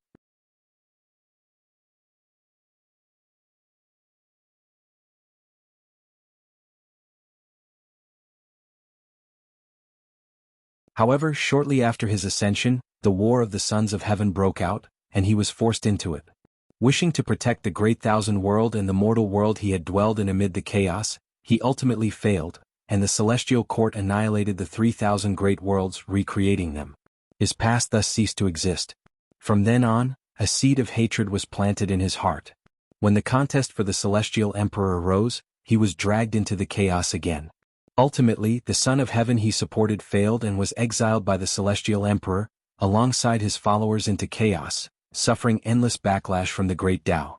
During those long years of backlash from the great Tao, that Son of Heaven achieved sudden enlightenment, founding the Dark Fortune, establishing the Dark Heavenly Court and rescuing them from torment. In the ensuing years, the Dark God continuously cultivated, awaiting the day of returning to the Heavenly Tao. After the founding of the Dark Heavenly Court, that Son of Heaven proclaimed himself the Dark Heavenly Emperor. He planned to devour the Heavenly Tao with dark power to become the true Celestial Emperor. In the mortal world, he was a favored scion of the heavens. In the Great Thousand World, he was an unparalleled myth. Yet from the moment he ascended, he was insignificant. Whether in the Celestial Court or the Dark Heavenly Court, he remained little more than a speck of dust. Having been sent by the Emperor Bone Profound Venerable Sect to the 3,000 great worlds as the vanguard, he bore a selfish desire, to seize the opportunity to escape the dark fortune and reincarnate as a true being of the heavenly Tao. The celestial spirit great world was not truly drawn into the struggle over the Son of Heaven, and its fortune was on the rise, so he chose it. After observing for a long time, he saw that no stronger immortals or gods intervened despite the dark heavenly god's chaos. He thought his chance had come. Unfortunately, he encountered Guan. Through his memories, Guan gained some understanding of the Dark Heavenly Court. It possessed 9 supreme treasures, of which the heaven-suppressing Endless Tower was just one. The exiled immortal gods were equivalent to half a celestial court, and their survival in chaos indeed posed a significant threat to the Heavenly Tao. Guan felt puzzled by the Celestial Emperor's decision. The Celestial Emperor had the power to eradicate the immortal gods. Why did he choose to exile so many instead, unafraid of nurturing future trouble? Was it part of a greater plan or did he simply not care? The Celestial Emperor was incredibly strong. Even in the Dark God's heart, he was an invincible existence. It was precisely out of fear of the Celestial Emperor that the Dark God wanted to reincarnate into the Celestial Court, escaping the Dark Heavenly Court. In his eyes, the Dark Heavenly Court held no hope. He followed it out of necessity.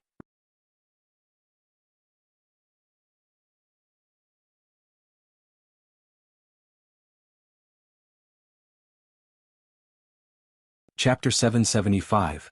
The Myth of Ancestor Master Wuxia. Indeed, it has dissipated. The demon-suppressing Great True Emperor spoke, the light emanating from his divine armor revealing the complex emotions on his face. The celestial spirit god, Tai Immortal Monarch and other immortal gods speculated that it was Guan who acted. But how long had it been? They hadn't even felt the disturbance or aura of the great battle, and the dark god was gone? The demon-suppressing Great True Emperor glanced at the immortals and asked, It seems there is a great power hidden within the celestial spirit great world. Do you know who it is? These words made some immortal gods look a bit unnatural. Being immortals yet serving mortal spirits, even if the other's cultivation level was profound and unfathomable, if word got to the celestial court, trouble might arise. Tai Immortal Monarch shook his head and said, "If we knew, we wouldn't have sought aid from the celestial court." Speaking of the eternal life Venerable once visited, perhaps he came to see this great power. Eternal life Venerable. The demon-suppressing great true emperor's eyes changed slightly. He and the eternal life Venerable were both supreme immortals. Although they were not close, they had interacted. For the supreme immortal to visit, whether that great power had ties to the celestial court or not, it was best not to get involved. Having stayed in the celestial court for countless years, he knew one thing. Immortal gods should only perform their immortal duties. Once they get involved in matters beyond their duties, trouble easily follows. Since the calamity has ended, there is no need for me to act. The demon-suppressing great true emperor left these words, then turned and walked into the world gate. The immortal gods all saluted him, respectfully seeing him off. Before leaving, the demon-suppressing great true emperor's divine sense swept across the celestial spirit great world, but he did not find the location of the Taoist field of the beginningless. However, the words of the masses got his attention. Ancestor Master Wuxia? Interesting. After the strong light within the world gate faded, the immortal gods finally breathed a sigh of relief. The celestial spirit god looked at Tai Immortal Monarch and sighed, "Immortal Monarch, you remain composed." Tai Immortal Monarch smiled and said, "The higher the immortal position, the more an immortal god fears trouble. Only a few take risks. I am an example. Greed almost led me to eternal doom." The 72 immortals of Jin Dong and Emperor Tianhong both nodded, very agreeing with this perception. The heavenly court immortal gods disdain mortal spirits, but those who may attract immortal god attention often have intricate connections with the celestial court. Sar the Novel Fire.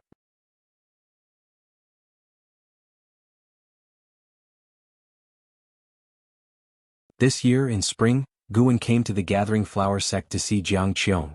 During the chaotic years of the Dark Divine sect, the Gathering Flower sect could only barely protect its mountain gate.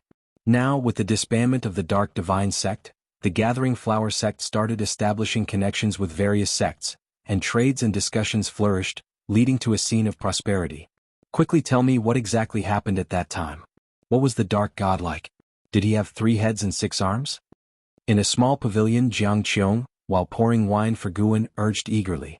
She wore a wide white robe, her black hair freely cascading to her waist, her skin as white as solidified cream, even glowing under the sunlight.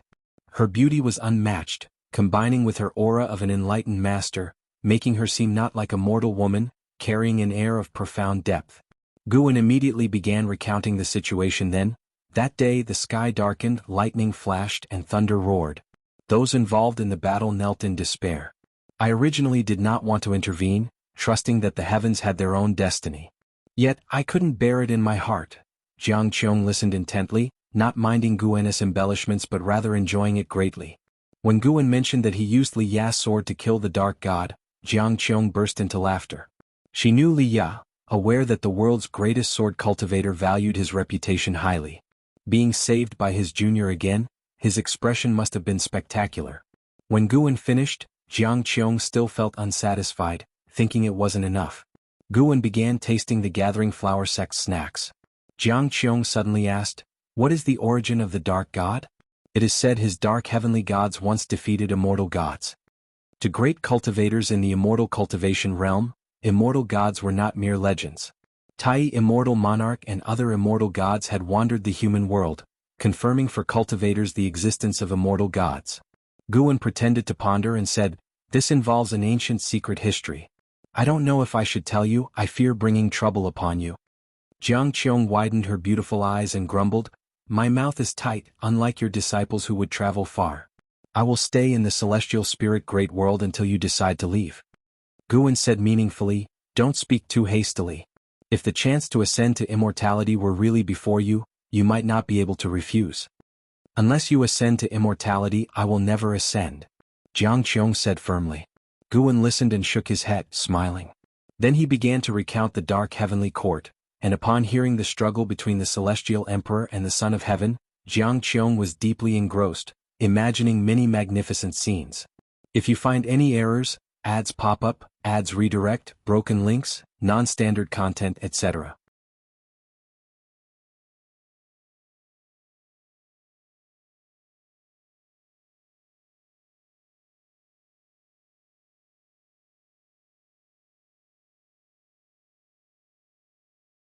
Witnessing history and looking forward to the future was something Guan now enjoyed. With immense strength, he feared no enemies and could observe the evolution of all things from the perspective of a bystander. This perspective was interesting, like looking back on history but also being able to participate, which was a wonderfully powerful feeling. Guan could bear the consequences of anything he did in the celestial spirit great world now, but he merely did not act. The desires of mortals he could fulfill at will. Now he indulged in higher desires. No action and following his heart. He would not interfere in the red dust in daily life, but if he encountered something displeasing, he would act as he wished. Gradually, Guan grasped a realm that was unclear, indescribable, and unrelated to cultivation levels. He had a premonition that reaching this realm would bring him immense joy. After entering his house, he picked up his pen. Instead of writing immediately, he sought that feeling. After a long while, he began to write. He was not just writing the Dark God story, but also his own journey of seeking the Tao. These books would later be filled with Tao intent. Anyone in the world obtaining just one would have the qualification to achieve the golden immortal Tao fruit. Search * the novel Fire. Net website on Google to access chapters of novels early and in the highest quality. In the years to come, the celestial spirit great world was in a state of recovery, and after the great catastrophe, the destiny of the world soared. The human world ushered in new creation. The new creation trend was the increasing concentration of spiritual energy and the increasingly powerful cultivation aptitude of living beings. Heaven and earth were like the body of a living being. After enduring hardships and surviving, it became stronger. Unlike the previous era of battles for supremacy, after the calamity of the Dark Divine Sect, the 9 major sects no longer fought each other. Instead, they formed an alliance, the Heavenly Spirit Tao Alliance, to jointly govern the order of the world. They also absorbed other sects, constructing rules to control the forces of the world. These rules were not domineering. All living beings in the world were jubilant, welcoming the arrival of peace. The Heavenly Spirit Tao Alliance later revealed the grand pattern of the world ruler. They even invited the Demon Emperor to become one of the Alliance hierarchs to win over the hearts of the demon race. This news made the demon race thrilled. This human world was dominated by the human race. Having the power to rule the world was a good thing for the demon race. Thus, another 1,000,000 years passed. The celestial spirit great world underwent earth-shaking changes. The Heavenly Spirit Tao Alliance established many cities in the outer void.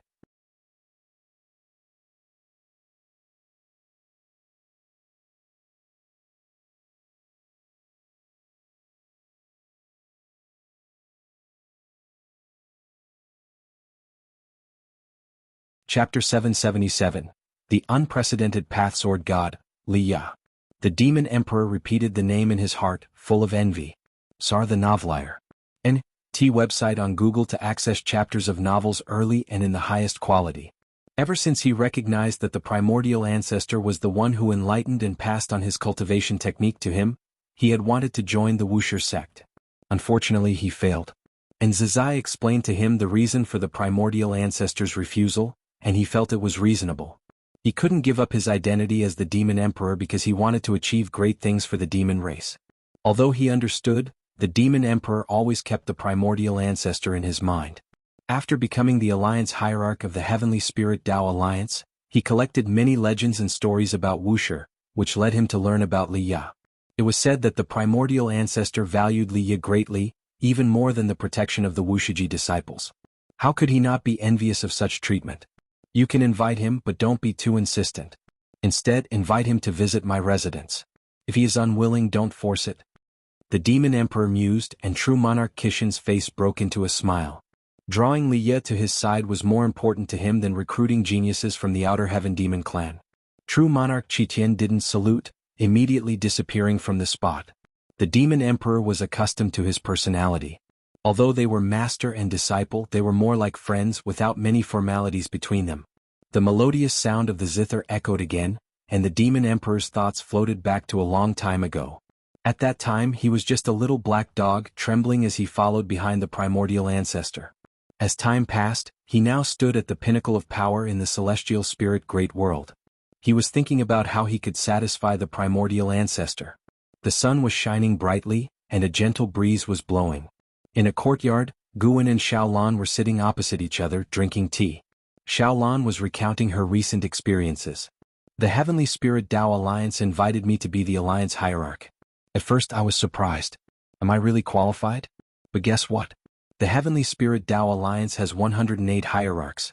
Any major event or decision requires a vote by the hierarchs, and there is no absolute dictator. Xiaolan sighed. As a prodigy once supported by the Tao court, she was still well known among the upper echelons of various major sections. If she could join the Heavenly Spirit Tao Alliance, the alliance could claim to be inheriting the Tao court's legacy, which would help the alliance better govern the world. Unfortunately, Xiaolan only wanted to seek the Tao now and no longer wanted to participate in power struggles. The Heavenly Spirit Tao Alliance is built on the rules of the Tao court, even more refined. I think they have a good future. The human world doesn't have to be in constant conflict. After speaking, Xiaolan looked at Guan. She knew Guan could see the future and wanted to know his opinion of the Heavenly Spirit Tao Alliance. Guan poured tea while saying, "The Heavenly Spirit Tao Alliance is indeed good. It will bring long-lasting peace to the human world, even surpassing the holy court of the time." Xiaolan, having regained memories of her past life, knew the situation during the holy court's rule. She curled her lips and said, "Although the holy court was the overlord of the world, it didn't bring peace to the human world. In my opinion, they weren't even as good as the Tao court." Guan smiled and did not refute. Xiaolan then shifted the topic to the Xiao family. The genius from the Xiao family with the Taichu physique had already risen and become the backbone of the family. Not long ago he also went to the Heavenly Spirit Tao Alliance to cultivate. The struggle for the Son of Heaven in the 3,000 great worlds continued, with cultivators from other great thousand worlds infiltrating the celestial spirit great world. This also gave the Heavenly Spirit Tao Alliance the opportunity to learn about and explore the outer heaven. By searching for resources in other great thousand worlds, they strengthened the celestial spirit great world, which also shifted internal conflicts, with all the aspirants venturing into the outer heaven. Great cultivators went to the outer heaven, giving the younger generation more room to showcase their talents. Geniuses emerged like bamboo shoots after the rain, writing their own legends across the land. "Brother Gu, what do you think the next catastrophe for the human world will be?" Xiaolan asked curiously. During the chaos caused by the Dark Divine Sect, the Xiao family had also been attacked. Even her cultivation level couldn't withstand the Dark Divine Sect. If it hadn't been for Guan supporting them, she and the Xiao family would have been long gone. Guan said crossly, "It's only been peaceful for a few years and you're already worrying again. There aren't that many catastrophes. A million years is not a short time. Ask any mortal spirit, and events from a million years ago are already ancient legends to them. Your feat of destroying the Dark God is probably also considered a myth now." Xiaolan's eyes widened as she spoke seriously. She felt Guan's perception of time had become blurred. A million years was a long time, not only for mortal spirits but also for her. Guan laughed, "Then you can rest assured. The next catastrophe comparable to the Dark Divine Sect is far off." What about the struggle for the Son of Heaven in the 3,000 great worlds?